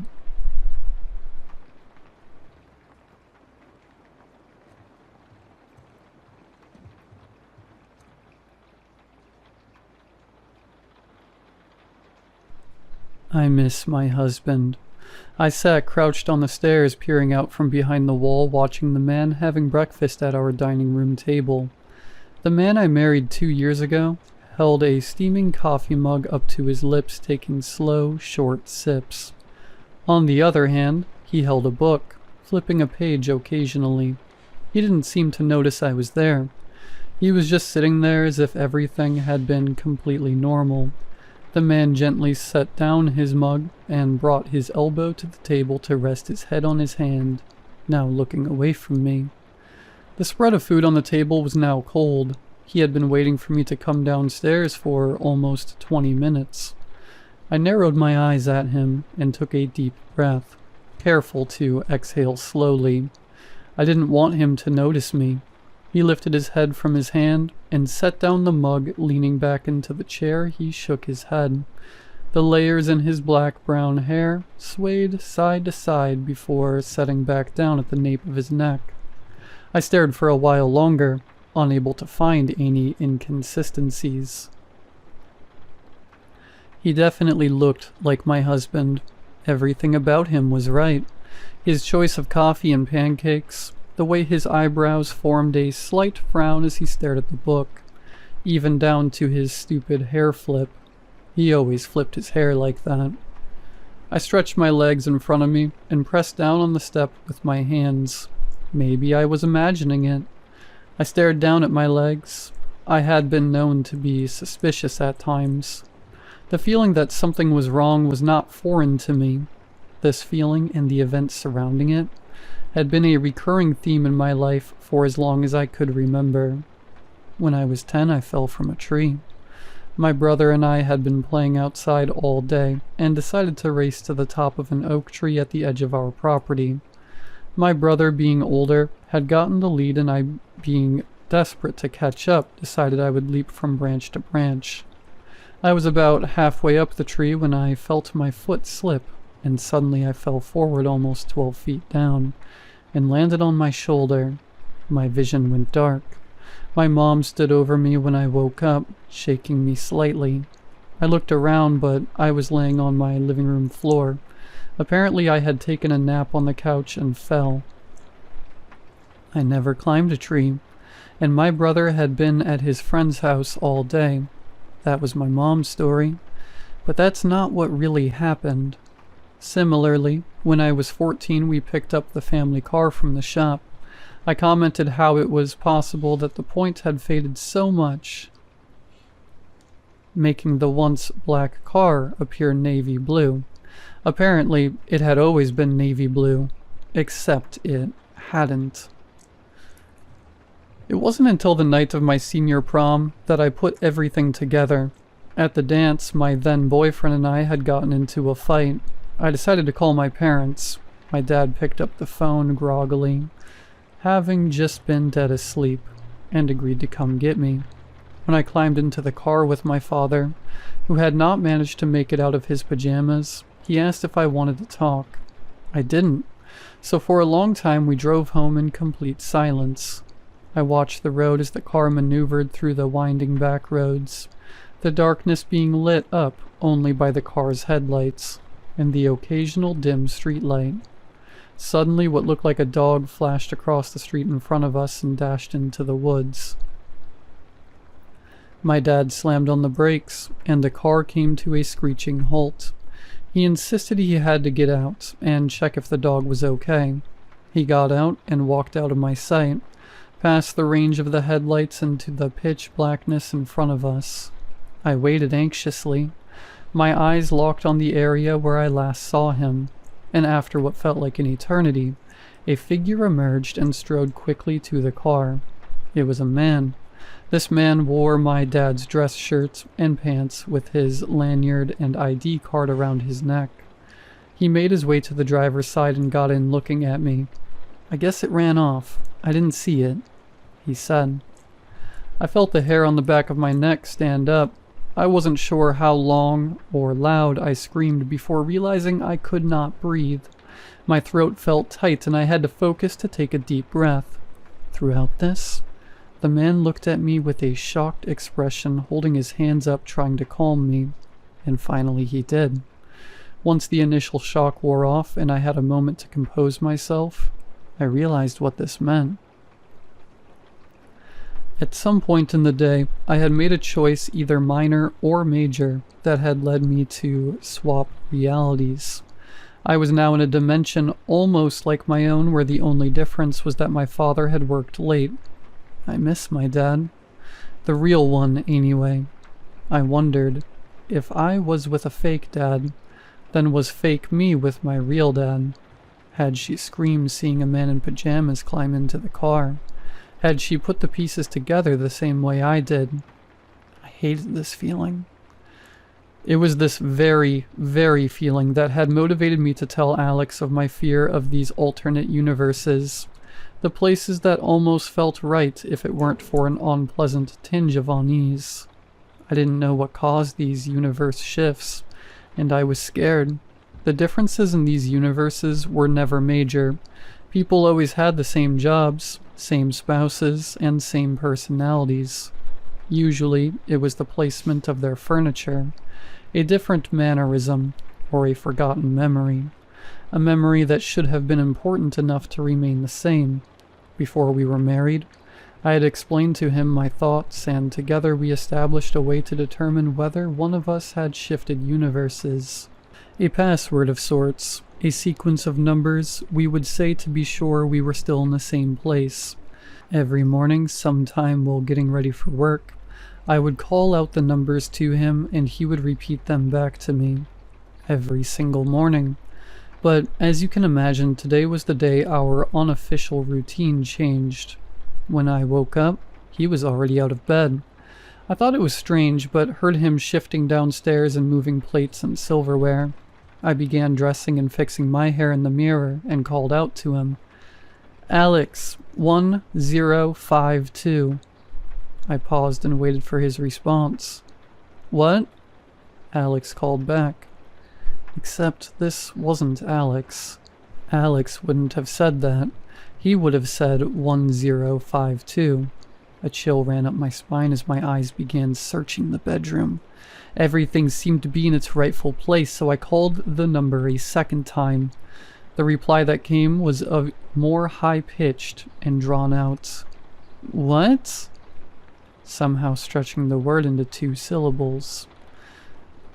My heart sank into my chest and suddenly I felt very cold. Why was he downstairs anyway? We always made breakfast together. That was when I decided to tiptoe downstairs and look at who was in our kitchen. I've been sitting here since.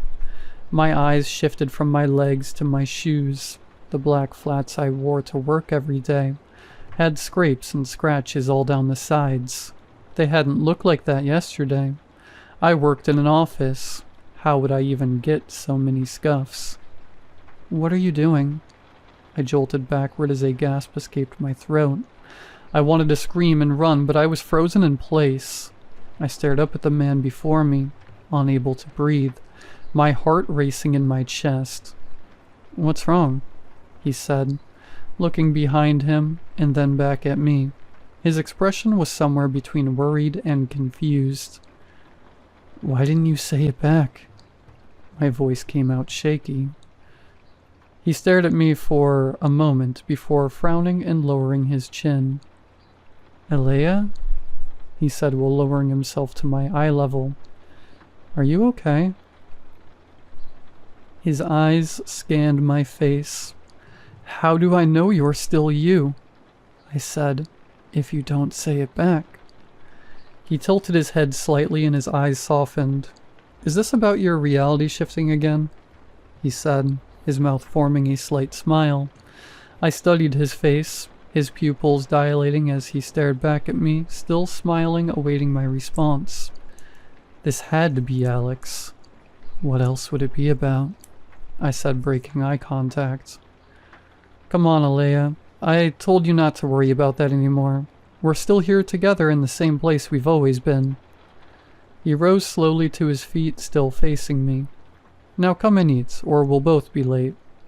I forced myself to stand up, keeping my eyes on the floor. That wasn't the password, but at least fake Alex wasn't evil. I could live with that. I had to anyway.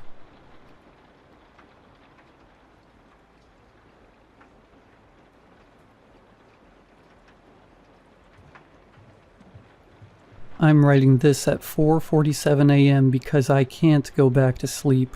Hell, I don't think I'll ever sleep again. Not after what I just saw. Or what I think I saw. I'm honestly not sure anymore. Let me start from the beginning because maybe if I write this all down, it'll make sense. Yesterday was one of those days that just beats the hell out of you. Double shifts at the warehouse, my supervisor breathing down my neck about quotas, and my back screaming from lifting boxes for 12 hours straight. All I wanted when I got home was a hot shower in my bed.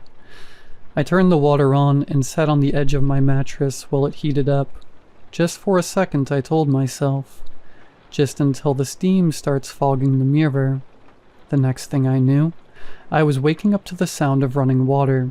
My apartment was thick with humidity, and I could hear the shower still going full blast. Great. I'd fallen asleep and wasted God knows how much hot water. My landlord was going to love the utility bill. That's when I tried to get up and realized I couldn't move. Sleep paralysis. I'd had it a few times before, usually when I was stressed or exhausted. Your mind wakes up, but your body stays locked in sleep. It's terrifying, but I knew it would pass. I just had to wait it out. But then I heard something that made my blood freeze. Footsteps in my bathroom. Heavy, wet footsteps slapping against the tile. A voice echoed from behind the shower curtain, distorted by the water and steam. I can't get clean. The footsteps stopped. Then suddenly the shower curtain was ripped aside and someone stumbled out of my bathroom. I wanted to scream, but my paralysis held me prisoner. All I could do was watch as this thing stood dripping in my doorway. It looked like a man, but wrong.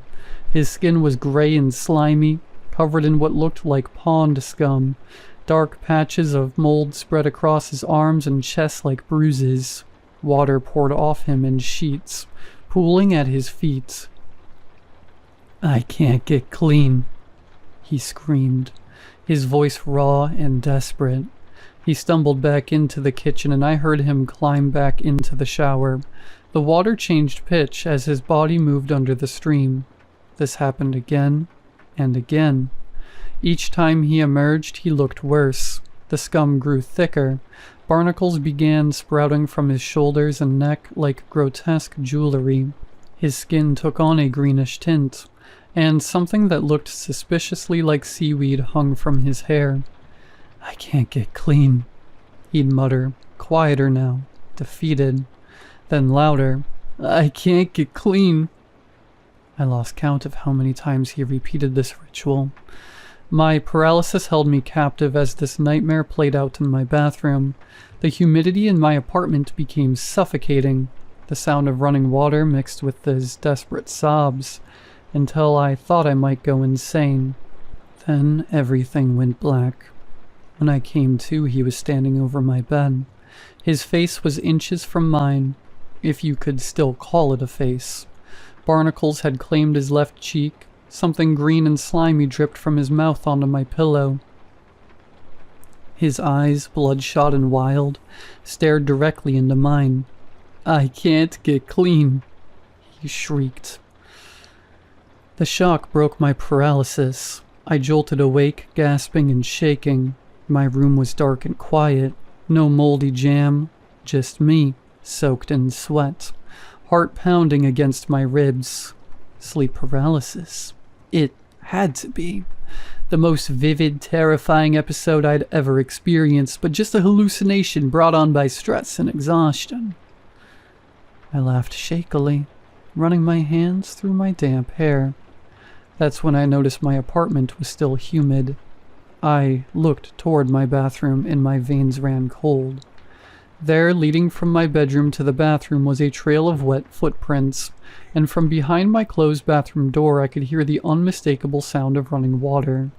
I'm sitting in my car now, parked outside a 24-hour diner, writing this on my phone. I grabbed my keys and ran. I couldn't bring myself to open that bathroom door. I don't know what to do. I can't go back there, but I also can't afford to find a new place. And who would believe this story anyway? Has anyone else experienced something like this? I keep telling myself it was just a nightmare, but those footprints, they were real. I don't think I'm ever going home, but my rearview mirror is starting to fog up.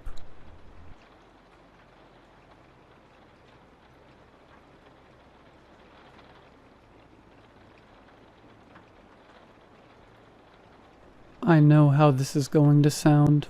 I'm not stupid. I know Reddit isn't exactly the best place for a blind person to talk about seeing things. That's the point. I've been blind since birth. Total blindness. Zero light perception. Nothing. My world is touch, sound, smell, memory, and routine. I've never seen anything. Not even in dreams. Not even once. Until last week. And now I think I'm going to die. I live alone in a one-bedroom apartment on the 6th floor of a pretty standard building in the city. I have a system, keys always clipped to my belt, guide stick by the door, phone with voiceover, everything labeled with tactile stickers. I don't need help. I walk my block with muscle memory. I know the elevator by the sound of its grind. and I can feel when a neighbor's perfume lingers in the hallway. That's how dialed in I am to my environment. So when something changes, I notice. It started 5 nights ago. I woke up around 3 a.m. with this weird sense. Not a noise, not a smell, just a presence. Like something was there in the room with me. I thought maybe my neighbor's cat had gotten in again. It's happened before. Little guy slips through cracked doors. I sat up in bed and called out, "Hey, anyone there?" I felt for the edges of my blanket. My hand trembled. Nothing, just still air. Then I felt it, like a shape in the room, like how you can feel when someone's standing too close behind you, even without hearing them breathe. But worse, it felt wrong, like its shape didn't match anything that should be able to stand upright. Too tall but narrow, and still too still. I froze. Every hair on my arm stood up. I reached out into the empty air and felt nothing, but in my chest I could feel it watching me. Not seeing, watching. The next morning I laughed it off. Sleep paralysis, maybe. A dream I didn't know I was dreaming. I have a therapist and I told her. She asked if I was stressed. I said yeah, a little. My job's been weird lately, and sometimes the city noise gets under my skin. But the next night, it came back. Same time, 3 a.m., same presence. I kept my eyes open, which sounds weird, I know, but when you're blind, eyes open just means facing the dark. I laid there breathing slow, trying not to move. And this time it moved. It shifted closer. The air in the room changed, like it dragged something with it. The pressure, the silence, the texture of the nothing around me. Then I heard it. Not a word, a sound, a click. Soft, deliberate. It had joints, and it was cracking them like fingers. I haven't slept since Tuesday. I pretend I'm not at home at night. Headphones on, lights on. Though that's for the neighbors, not me. But I know it still comes. I feel it standing just outside the room. Sometimes I hear it dragging its hand across the walls. Sometimes I hear it whispering in a voice that sounds like mine. Yesterday I knocked over my coffee mug in the kitchen. When I bent to pick it up, I swear I felt something cold brush the back of my neck. A finger. Long, smooth, curious. Tonight it did something new. It knocked 3 times, slow, on the inside of my bedroom closet. I haven't opened that door in a week. I don't know what it wants, but it's learning. It's figuring out how I move, how I live, how I try to ignore it. And now I think it knows I can sense it. That I'm not just a blind person to it anymore. I'm something else. A mirror, a target. If you're reading this, you probably think I'm crazy. I would too. But something in my apartment, it wasn't there before, and every time it comes back, it gets closer.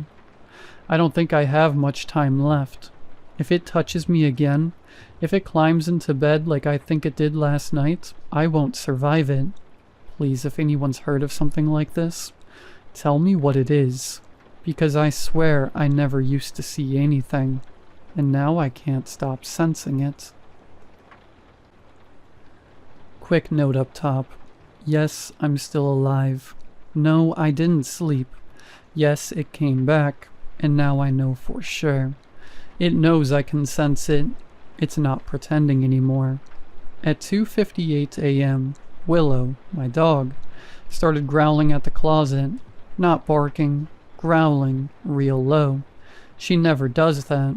She pressed into my legs like she wanted me to pick her up, and I could feel her trembling.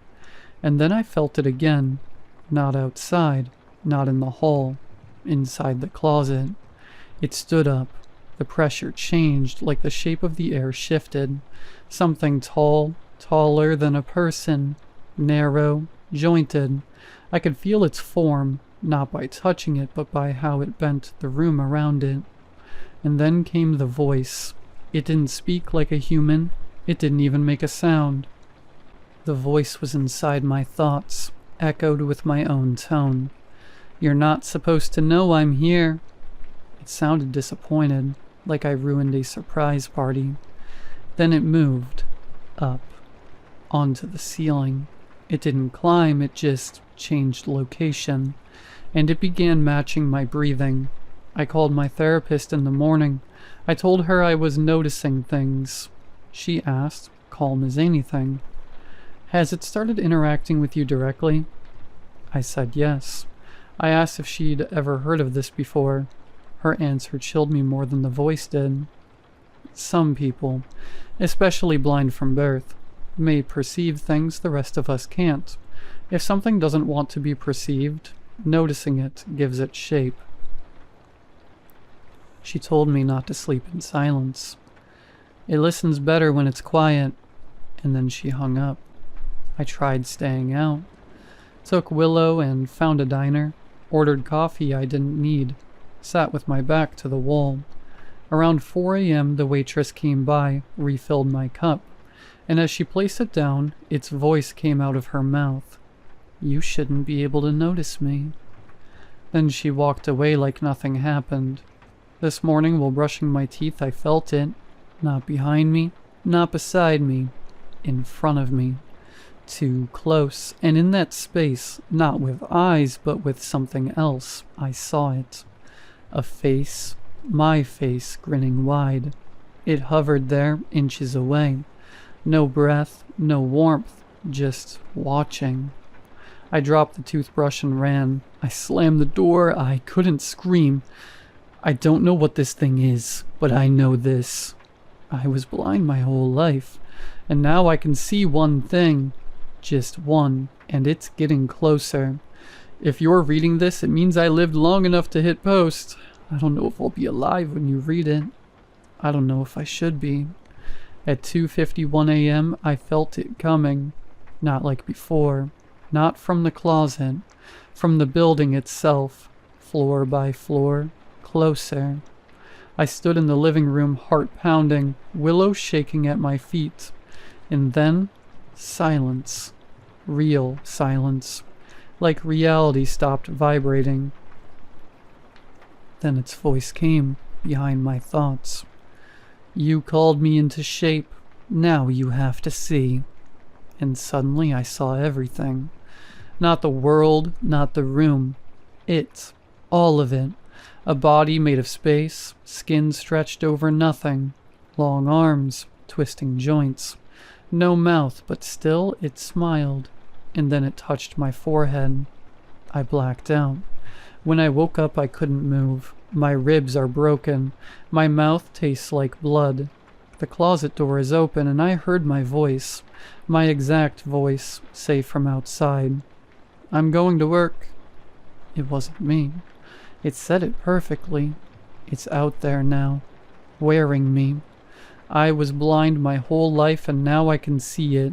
That's all it ever wanted. To be seen. To be real.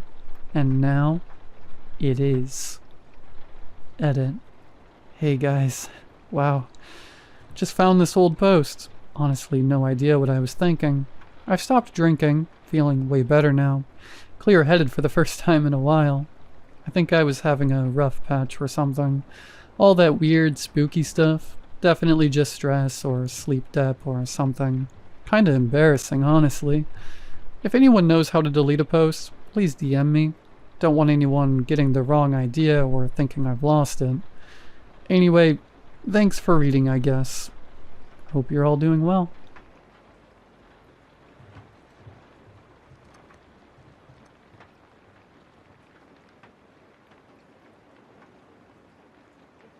I never thought I'd write this down, but I need to get it out before it drives me insane. What happened wasn't some ghost story or urban legend. It was real, brutal, and too close for comfort. I live alone in a pretty quiet building. Nothing fancy, no big crowds or parties. Just me and the usual humdrum of life. There's this one neighbor, an older guy. We barely talked, just polite nods in the hallway. He was the kind of person who kept to himself, always locked inside his apartment. Sometimes I'd catch a glimpse of him staring out the window late at night, but he never said a word. One night I was up late working. Around 2 a.m. I heard a weird scraping noise from his unit, like metal dragged across the floor. At first I thought it was some furniture moving or repairs, but it kept going, getting louder, more frantic. I tried ignoring it, but curiosity got the better of me. I peeked through the peephole. His door was slightly cracked open. The scraping stopped. I was about to knock when a sharp, wet thud hit the floor inside. My heart froze. I could swear I heard a low, guttural groan, like someone struggling to breathe. I called the building's maintenance, told them what I heard, but they brushed it off. Probably just him. He's harmless, they said. The next morning, I noticed something off. The hallway near his door smelled awful, like rotting meat mixed with chemicals. It was faint, but enough to make me gag. I went to check the mailboxes downstairs. His key was stuck in the lock, like he'd left in a hurry or forgot. I reported it again, but no one did anything. Days later, I finally had enough. I called the police anonymously and told them about the noises and the smell. When they forced the door open, what they found still haunts me. His apartment was a nightmare. The walls were smeared with dried blood and strange symbols scratched into the plaster. In the corner, there was a makeshift table with tools that looked like they belonged in a horror movie.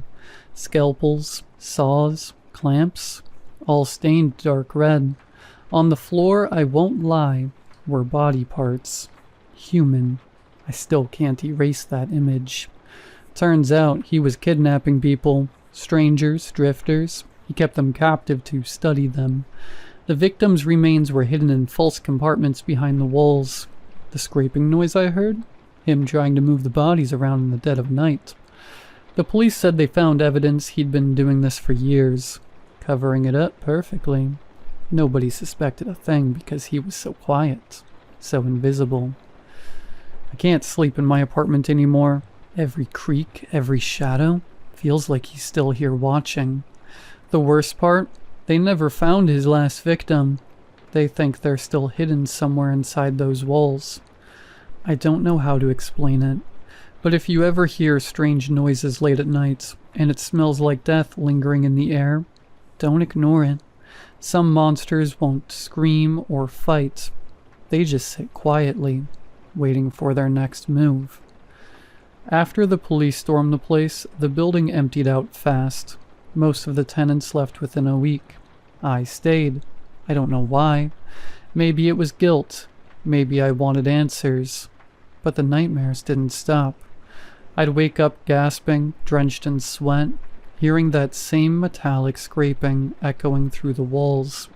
Even after the unit was sealed off, I swore I heard movement, faint shuffling, like someone dragging their feet just behind the drywall.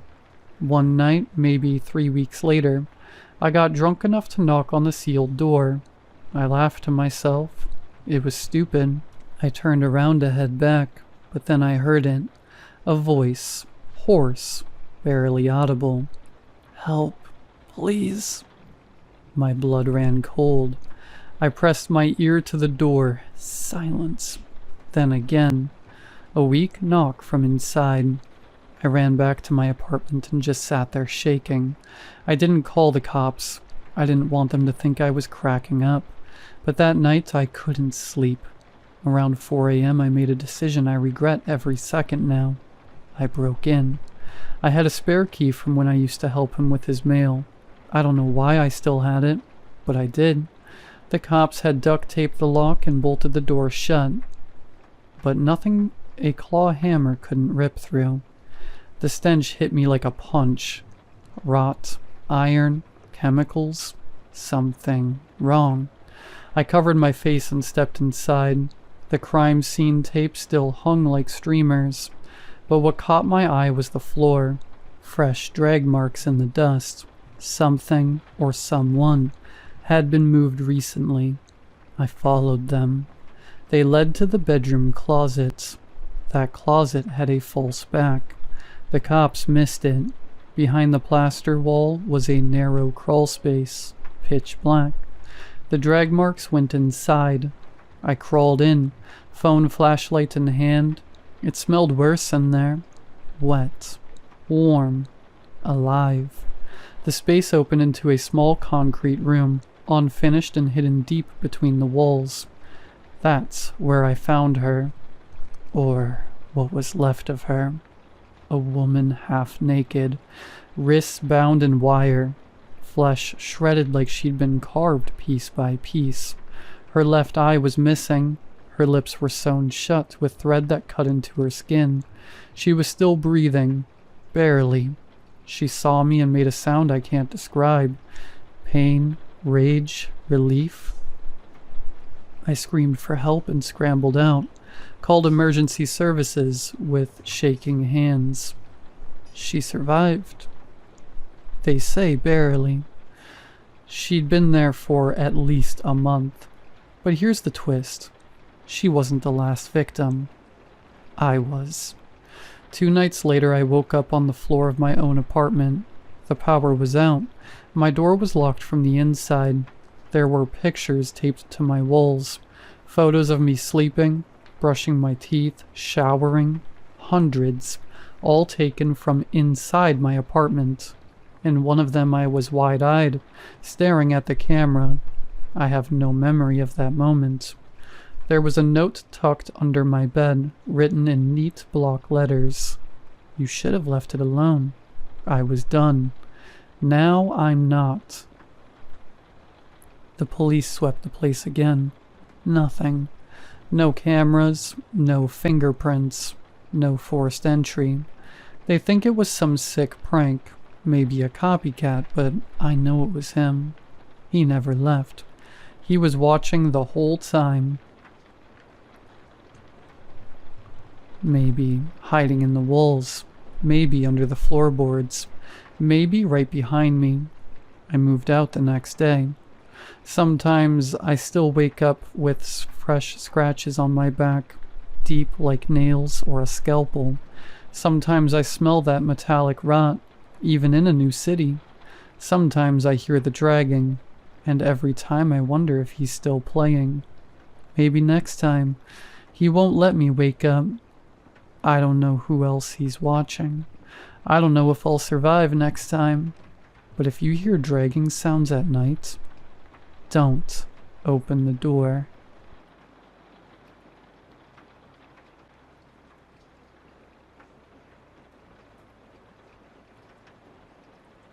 I saw him when I had woken up in the middle of the night. My dogs were barking at something, but it wasn't normal barking. It was more like the sounds dogs make when they're scared, whimpering and yelping. When I got up, I could hear the dogs backing away from something. I could hear their paws rustling through the dirt, growing more and more desperate. At that moment, I was worried that some kind of animal had gotten inside the fence. I should have known it wasn't an animal. The only dangerous animals out here in the countryside are foxes. But I didn't care. I went outside with a machete. The first thing I see is a man wearing a cloak, a wide-brimmed hat, a short cape, and carrying a staff. He was dirty, with mud stains all over the lower half of his body. I froze not from fear, but from surprise. I live in the middle of nowhere, out in the countryside where the road to my house is just a dirt path that goes on for kilometers and leads nowhere. It looked like he wanted to pet my dogs. He had his hand stretched out and was walking strangely, using one hand to grab and drag his leg forward while holding on to his staff. All the while, my dogs barked louder and louder. I approached him, gripping the machete tighter with every step. I raised my hand to touch his shoulder. I felt every movement. My finger getting closer, my muscles tensing, my body leaning in.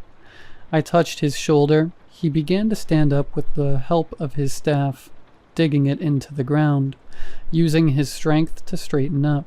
and he began to turn around. The second he turned, the dogs bolted back into my house. He was still looking down, and suddenly he laughed. It was a deep laugh, like Santa Claus if he smoked a pack a day since birth. He stopped laughing slowly, then said, "Forgive me. I saw the dogs from afar and had to see them," he said in a kind tone. I got a little angry. He was speaking to me like he was strolling through the suburbs and just saw a dog in front of a house. He was in the middle of nowhere, and besides, there is only one way to get here, and you have to go off the road completely. So I asked him directly, "Okay, but why are you in this area?" I sounded a bit annoyed. The man sighed and spoke seriously. "I'm on a journey to a place, and I stopped here to see one of God's creatures. Again, I apologize. It wasn't my intention to wake you or scare your dogs." I stared at him confused, and he said, "I'll go now. I can't stop for long. I have a long road ahead." He chuckled softly. He was an old man, and morally I couldn't just let him walk alone in the night, especially out in the countryside where he clearly must have gotten lost, if he ended up near my house. "I'm not going to let you go alone. Let me grab my things and I'll take you where you want to go in my car." The man, still not revealing his face, looking down and completely still, said, "Excipio." I didn't understand, but he stayed still. So I went inside to grab my things. When I came in, I saw the paw prints had stained the wooden floor, and I could hear the dogs whimpering, howling from my room. I turned on the lights to find and grab my car keys and jacket. I went to my room and saw the dogs hiding under my bed. It felt exaggerated, like when Scooby-Doo sees a monster. The point is, I had never seen them like that. I kept ignoring the signs and grabbed my jacket from the wardrobe, picked up the keys from my nightstand and went back outside, closing the door behind me. It was starting to get light, like a breath of relief from the tension and unease of the night. The man was still there, waiting for me where I had left him. In the daylight, I could see him more clearly. His hands gripping the staff were gray, wrinkled, looking like the skin could fall off any moment. He was still looking down, but I could make out more of his face. From afar, I saw his mouth hanging open, drooling. I figured, because of his age, it might be normal. Maybe he didn't have the strength to keep his mouth closed. I started walking toward him. With every step, he seemed to lose the strength to hold himself up. His body looked like it was falling apart. I began to hurry, feeling the sunlight blinding me. When I finally got close, I was standing in front of him and he had collapsed. When I tried to lift him, he wouldn't let me, until I grabbed him by the arms and his hood fell back. It was a rotting corpse, like he had died years ago. I dropped him. Thump. His clothes shifted, revealing more of his body. I could see his chest. There was a huge hole exposing his ribs, and on each rib was written, "Qui per terras ignotus iter facit." He who travels through unknown lands. The phrase comes from the old pilgrims, who journeyed through foreign lands out of devotion to God. The only thing I can imagine is that his pilgrimage wasn't finished, and if something above is watching, it decided not to let him die until his journey was complete. But why did his journey end at the door of my house? What does this land, what do I, have to do with God?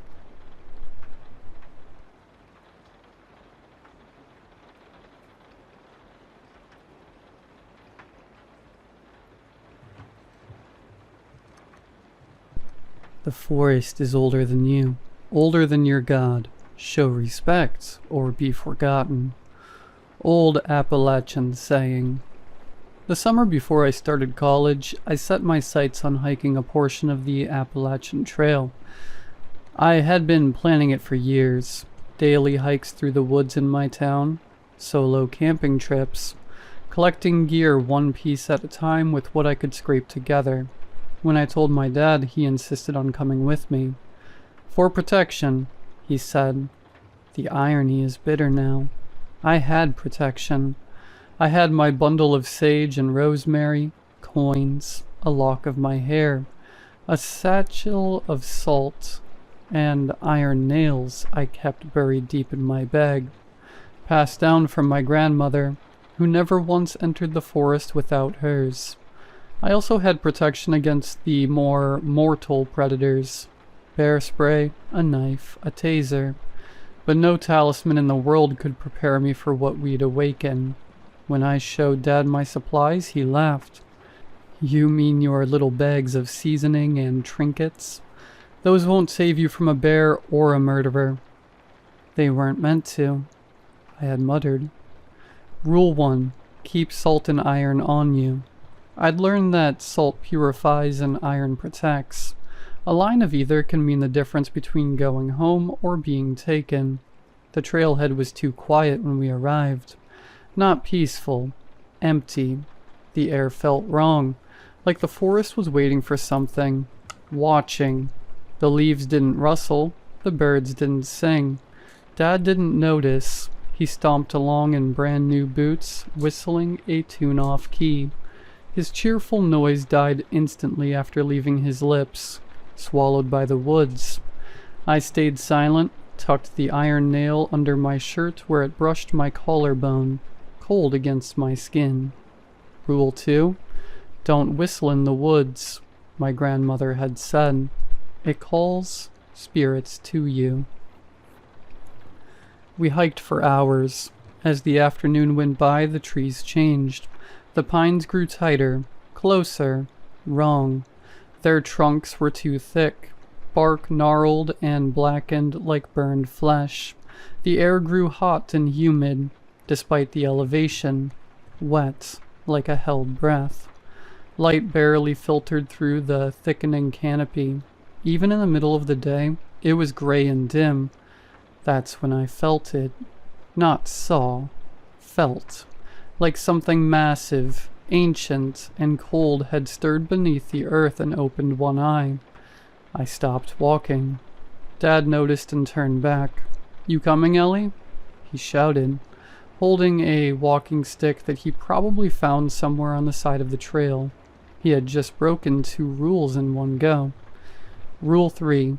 Don't speak your name too loud. It lets them know who you are. Rule 4. You never take things from the forest. Leave every stone, stick, and bone as you found it. I remembered. Some things belong to the forest. Some things guard it. Yeah, I lied, noticing that we had somehow wandered off the main trail, hopefully not too far. I shouldn't have been blindly following my dad, knowing that he didn't know how to read trail markers. Rule 5. Stay out of hollers you don't know. Some places are thin, I'd read. Time folds. Trails change. You might walk forever and never leave. We kept going, trying to veer back towards the main trail. Then we saw it. Right in the center of the path, a pile of blackened stones encircling a bare patch of dirt, and in its center, a bundle of twigs bound tightly with hair. Human, by the look of it. Long, reddish-blonde strands matted together with something dark. The air stank. Copper, rot, and blood baked into the soil. Leave it, I said, my voice low and sharp. It's a warning. Dad knelt down and poked at it with his walking stick. Probably just some hiker's weird little voodoo project. Don't let it freak you out. And then he muttered, superstitious nonsense, under his breath. Dad, stop. Don't touch it. But it was too late. The stick scattered the stones. The wind shifted instantly sharp, cold, unnatural. It cut through the trees, though not a single branch moved. Then came the whistle, not like Dad's rambling melody. It was a piercing, slow, almost human sound that climbed and fell in a way that made my teeth hurt. It came from nowhere, Everywhere behind us. Ahead. Dad stood up abruptly. Did you hear that? I grabbed his arm. Don't look back. Don't speak. Walk. Now. We walked, but now all signs of a trail were gone. The trees closed in behind us. We passed the same tree again and again, its bark split in 3 deep vertical slashes, too wide to be from a bear. How are we going in circles? Dad barked. We've been walking straight the whole time. A second whistle cut through the air, closer this time. Run, I screamed. We ran, branches tore at us, a fog suddenly descending and obscuring our vision. Something moved through the trees with us, long-limbed, unnaturally fast. I caught glimpses. A shape with too many joints, a body that bent the wrong way, a face that shimmered and changed, wearing my face, then his, then neither. Rule 6. That's not a deer. My grandmother had sat me down, a grave expression on her face. If it walks like a deer but the joints are wrong, if it looks at you like it knows you, if it stands on 2 legs, run. Don't scream. Don't look back. Looking back is an invitation to follow. We didn't stop running until night fell and the thing was no longer behind us. Dad collapsed onto a log, panting and pale. I think we're lost, he whispered. You think? I hissed, already digging into my pack for the salt. We should set up camp, I said. No way we're finding a way out in the dark. He didn't move, just sat there shivering. Ellie, that thing, it looked like a deer, but it wasn't. It stood like a man, and its face, my God, its face. He trailed off. You shouldn't have touched the stones. My voice was flat. Help me with the fire. Dinner was tasteless, quiet. I didn't even bother to finish my food. I poured a ring of salt around our camp and placed iron nails at each corner. It was all I could do. I woke to absolute darkness. The fire was out. The forest had gone still. Deadly quiet. Like a killer sneaking up on a sleeping victim. Then I heard it. Dad, Dad, help me. My voice, but not. Off pitch like a recording played at the wrong speed. The cadence all wrong, like someone trying to speak a language they didn't understand. I froze in fear, my heart pounding out of my chest. Dad was already out of his tent, stumbling toward the sound. Ellie, where are you? He shouted. I burst from my tent and grabbed his arm. That's not me. I'm right here. He jumped and screamed in alarm and then turned to me shaking. Then who is that? Listen. We stood in silence. Then, Dad, I'm scared. Please help me. Closer and closer. The underbrush rustled past the tree line. I turned slowly. Something stood just beyond the edge of camp. Glowing eyes, not animal eyes. Intelligent, patient, watching. Rule 7. If you see glowing eyes, run. More rustling, more eyes. Back to camp, now, I whispered. We scrambled back. I dumped the rest of the salt around the fire pit in a frantic circle, hands shaking as I stumbled to get the flames going again. From the trees it came again. Dad? Ellie? Help me! Help! Voices overlapped, changed, twisted into a gurgling laughter. More glowing eyes emerged. 5, 6, maybe a dozen. All too high off the ground, blinking out and reappearing in different spots like whatever they belonged to didn't walk, but crawled. We huddled by the fire. I threw sage into the flames and it hissed and sparked. Some of the eyes blinked, some just stared. Then one of the voices whispered, from right outside the edge of the firelight, "You shouldn't have touched it." The voices kept circling the camp. Some cried, some laughed. Some whispered things I couldn't understand, not in English, not in any language people were meant to know. The sounds grated at my eardrums and I covered my ears. Dad sat stiff and pale beside me, eyes wide, clenching the iron nail I'd forced into his palm earlier. He looked like he wanted to scream but couldn't open his mouth, like something might crawl in if he did. I knew we couldn't sleep. We couldn't even blink for too long. We waited, the fire our only defense. My hand hovered near the salt pouch. Though it was nearly empty now, something flickered at the edge of the flames. Not in the shadows, inside the fire itself. A face, not a reflection. A face. Watching, smiling, hungry. "This isn't just a haunting," I whispered. "It's a feeding ground." The forest had sealed us in. It wanted stories, memories, faces, flesh, and we had trespassed. We had touched what was sacred, broken the old laws. Sometime past midnight, the fire burned low, and that's when the laughing stopped, replaced by another sound. Footsteps, right at the edge of the salt. Heavy, human. Then, "Ellie, you always did love the woods." I froze. That voice, it was my mom's. She died when I was 8. She'd been buried in the churchyard 3 towns over, her lungs filled with pneumonia and prayers. I hadn't heard her voice in nearly a decade, but I knew it instantly. I turned. I had to. Something stood just outside the salt line.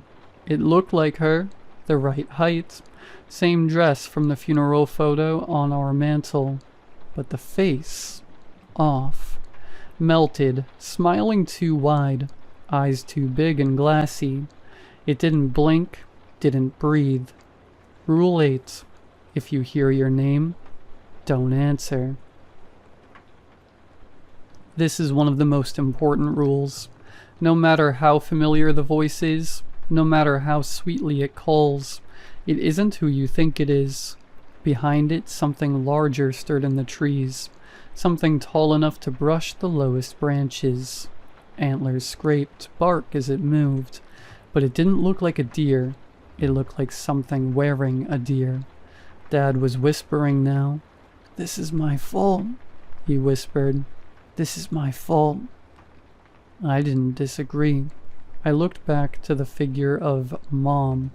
It leaned forward, one bare foot tested the edge of the salt.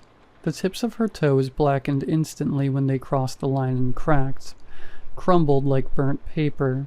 She hissed and withdrew. Good. The salt held, but I didn't know how long it would last. I didn't know what else to do, so I did the only thing left. I asked for help. I pulled the last of my offerings from my pack, 3 small items wrapped in cloth, a coin, a piece of bread, and a strand of my own hair. I walked to the center of camp, knees shaking, and placed them down carefully on a flat stone by the fire.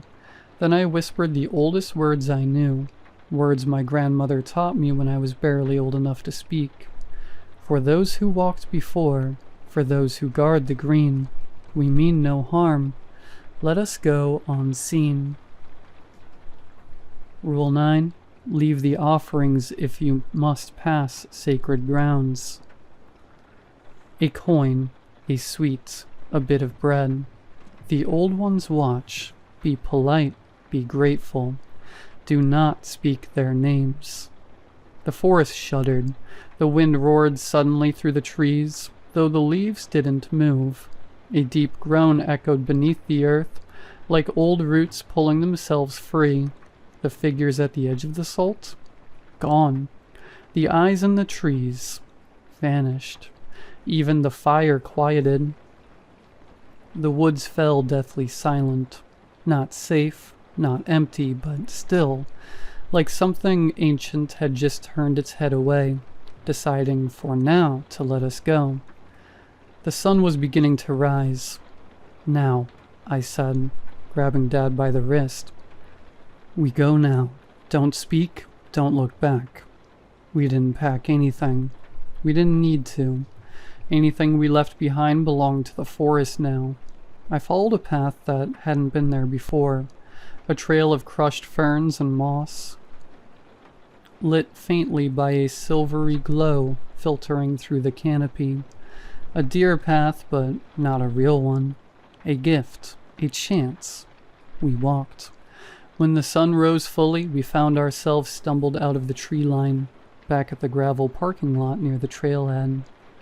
Our car was still there, covered in leaves. We didn't speak until we were 3 towns away. Dad drove like he'd just been let out of prison, hands white-knuckled, eyes wide. Eventually he looked at me and said, "You said you had protection." "I did," I said, "and it worked." He asked nervously. I didn't answer, because I wasn't sure it had, because sometimes the forest lets you leave, and sometimes it just follows you home.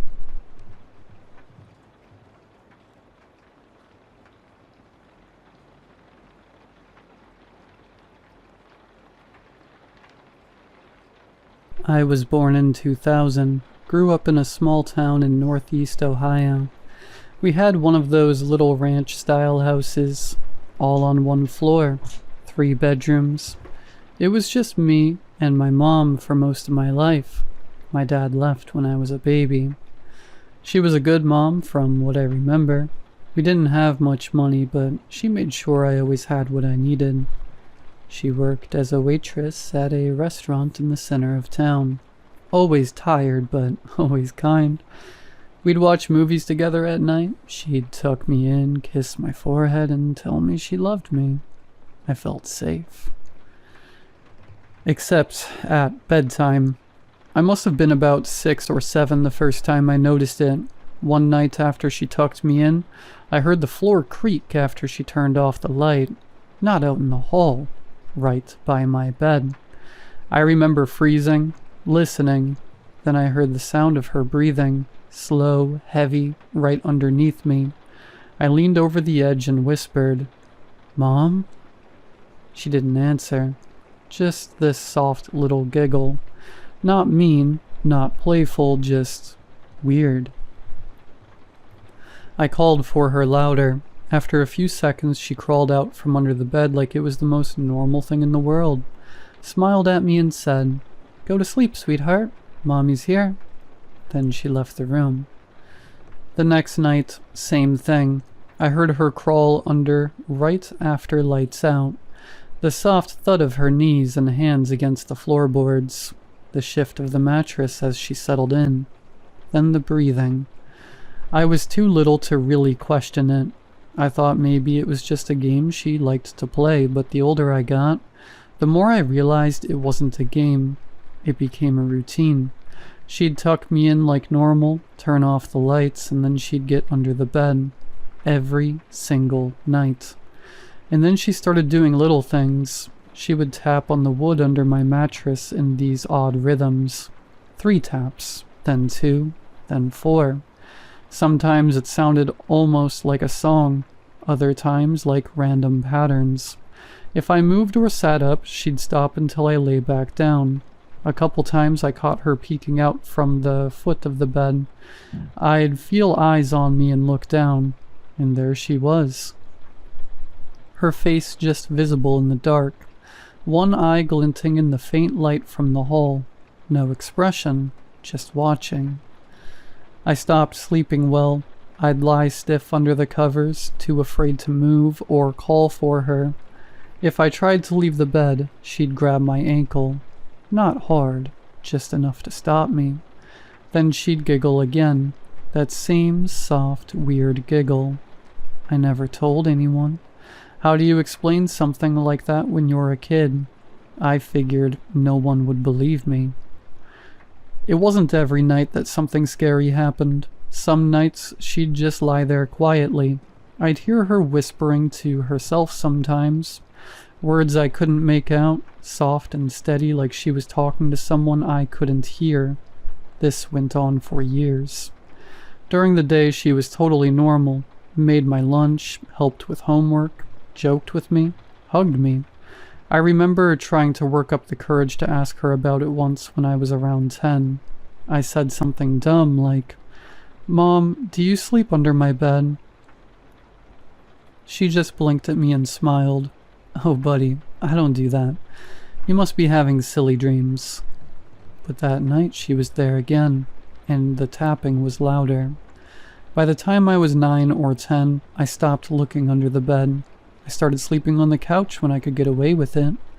Eventually, when I turned 11, she told me I was old enough to have a lock on my door.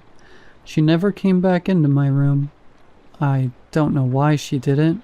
I don't know what changed. She passed away when I was 23. Cancer.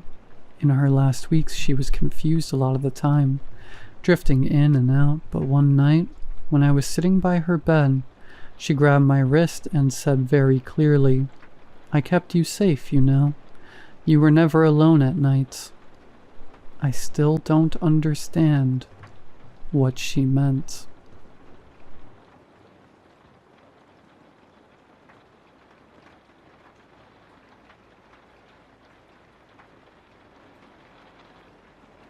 Okay, so a little backstory here. My husband and I have this really crappy bed frame. It's basically 2 twin prison cots zip-tied together. We have this stupid thing because we got bed bugs about a year ago, which is its own horror story. The moral of which is, pay for an exterminator. Anyway, we had to throw away our nice bed, and because of the cost of everything, we ended up with these hollow metal cot bases. We have 2 dogs. Hester, named after our high school's football coach, and Molly, which was her name when we rescued her. It fit, so it stuck. Hester likes to sleep directly on top of you, whereas Molly is most likely to be found under the bed or in another room if possible. She kinda has 13-year-old girl energy. Sometimes she will lay in our bed before we get in bed, but as soon as we even bump her, she's done and back under she'll go. I think she likes her little cave. So last Wednesday was pretty normal. We all headed to bed and Molly hustled under the bed, despite me begging her to come cuddle me. After I gave up patting the bed and calling her name, I fell asleep around 10:30, reading a spooky story on here. Around 12 a.m., I woke up to Molly growling, which is unusual because she never growls and rarely barks. I asked her what was wrong, and once she heard my voice, she calmed down, and I didn't hear her growling anymore. Me being paranoid because of the story I'd just read made my husband go check the house, to which he lightly protested because Hess hadn't been barking or growling, which he does to everything including our poor mail lady. He nonetheless relented and checked the other rooms. No murderers in the building. Molly was just dreaming. Go back to sleep. I felt better, but it was weird and I wanted to make sure Molly was okay. So I leaned upside down under the bed to check on Molly. I saw what I thought was her fluffy tail wagging and said, "Are you okay, Molly girl?" I just saw her wag her tail, so I took that as a yes and popped back up and went to bed. But knowing what I know now, I don't think it was Molly. The next day, Thursday, was uneventful. The most exciting thing I did was attend a vendor lunch at work, but everything else at home was boring and normal. Dinner, TV, shower, bed. Same as the night before, we all headed to bed, only this time I fell right asleep because I was so tired from a bad night's sleep the night before. Then at 12 a.m. it happened again. Molly growled, only this time she barked too, which is actually what woke us all up. Even Hester started barking. I was so startled that I just yelled, "Dogs, cut it out!" Which stopped Molly, but now Hester was all riled up and jumped down to check on his sister. I followed his lead and I peeked under the bed again. This time I saw what the night before I thought was Molly's tail, Except Molly was on the other side of the bed, wagging her tail so I could tell it wasn't her. I popped up and grabbed my phone for better light, but when I looked back, all I saw was a notebook, some dirty socks, every hair tie I've ever lost, and Molly just wagging her tail at me. When I told my husband, he jokingly said it's probably a ghost, and told me to go back to bed, but I was still freaked, mostly from how jarring it is to wake up from a dead sleep to two barking dogs. So I stayed up and just tried to calm down. Molly decided that she would spend some time on top of the bed, which is kinda weird, but I knew as long as I didn't invade her personal space, she would stay, so I made some extra room. I was messing around on my phone when I heard the faintest rustling and what sounded like a door moving. I froze, and I don't think I've ever been so scared. I could see Molly, I was touching Hester, and my husband was out cold. So nothing else should have been making noise. Certainly nothing should have been opening doors. It just sounded like the faintest noise of something scooting. I whispered, "Molly?" Then it just stopped. I still couldn't move, so I held my breath and just listened. Silence. Finally, around 2:30, I was able to calm down enough to sleep, and I fell into a restless sleep. The next day I didn't have to work because I only work every other Friday, which was great because I was exhausted. It was a pretty lazy day. I decided I wanted a little nap, so I let the dogs outside to play since it was so nice, and walked to our bedroom for a little snooze.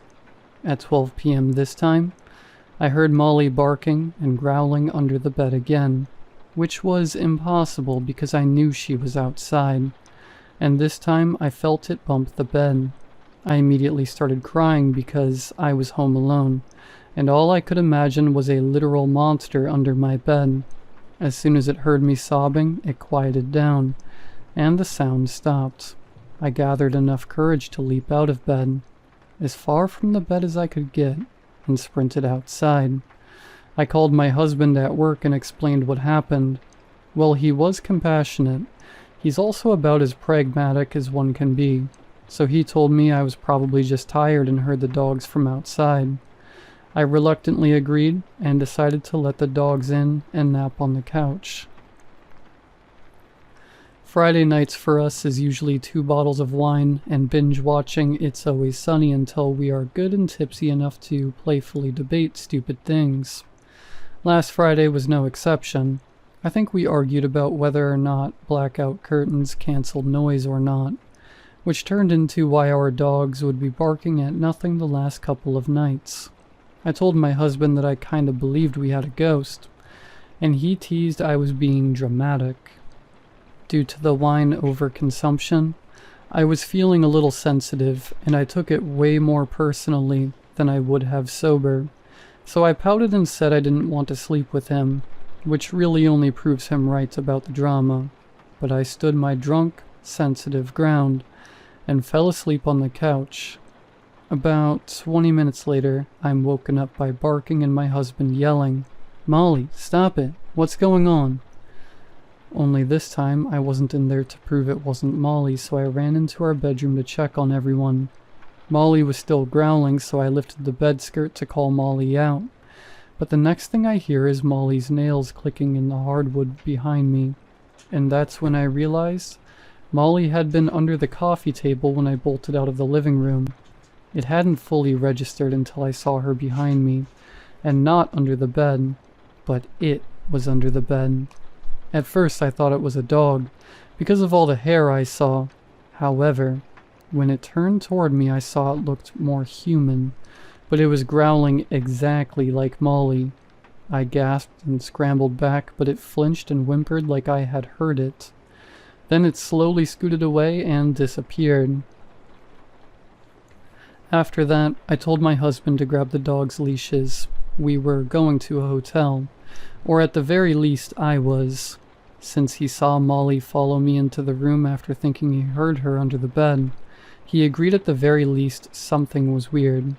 I had to pay the Uber driver $20 to let us bring the dogs despite noticing a substantial bit of cat hair. But I didn't care. I just wanted out.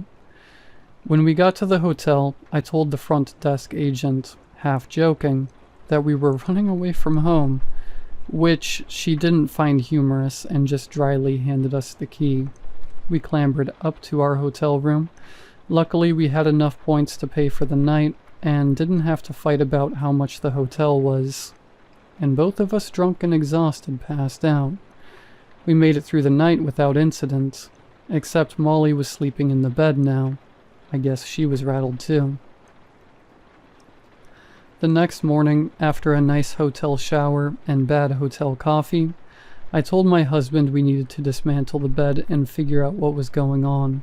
I said if I was going to sleep in that room again, the bed frame either needed to be boarded up or we had to just put the bed directly on the floor.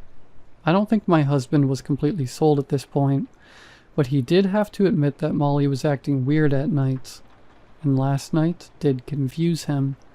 So when we got home and started to pack our bed up, we settled on just laying it on the ground until we could afford a bed frame with drawers.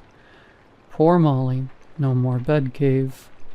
As we went to pull the mattress off, the dog started to lose it and scrambled to get under the bed now that there was more room. Once I could see what they saw, I dropped my side of the mattress.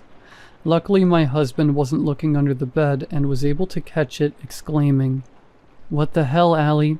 You almost crushed the dogs."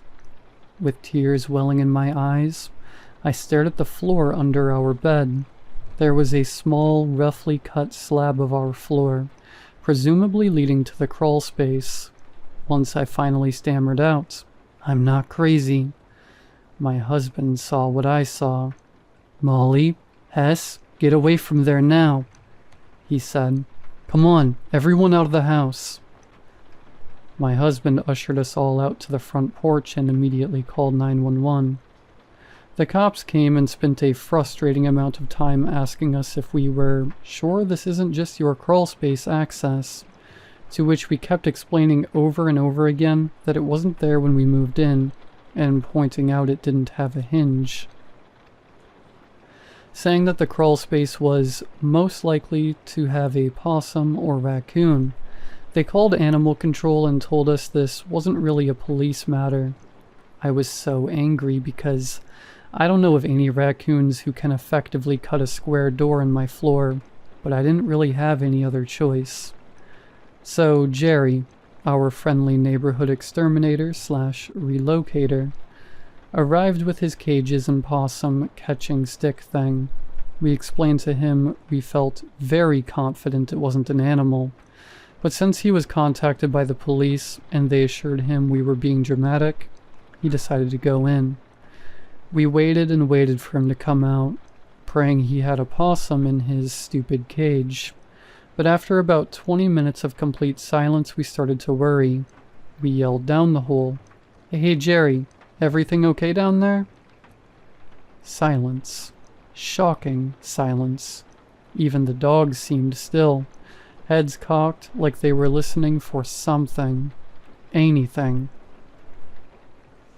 With nowhere else to turn, we called the police again and explained what had happened.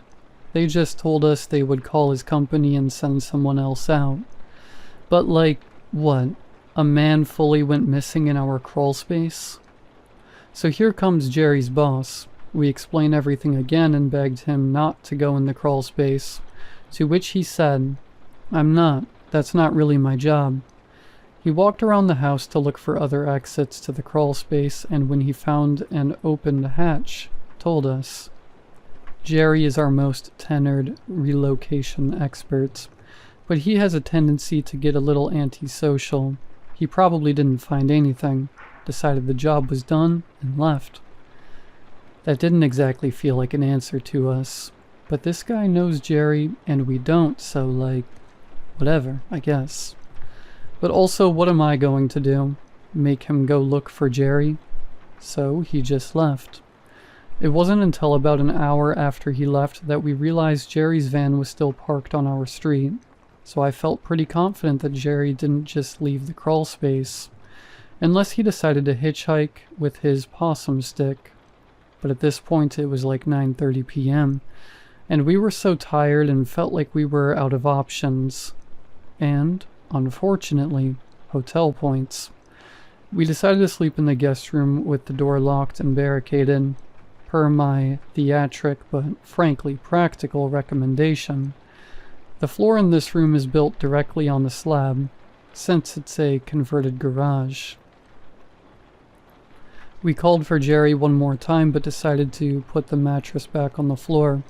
We figured if he was still under there, he could get out of the hatch, and I didn't want a stranger crawling into my house in the middle of the night. We decided that either Jerry must be a weirdo who actually just wandered off, or the ghost ate him. That's only partially a joke at this point. We made it through the next couple nights. No Jerry, but also no incidents. I guess his van just lives here now because I can't get a hold of anybody at his company. I don't really have any other option but to keep trying to call them. And wait, it's not like the police have helped at all. But now it's Monday night at 12 a.m. Molly is nuzzled under my neck, Hester is at my feet, and we cannot sleep because now we can hear them both growling under the bed.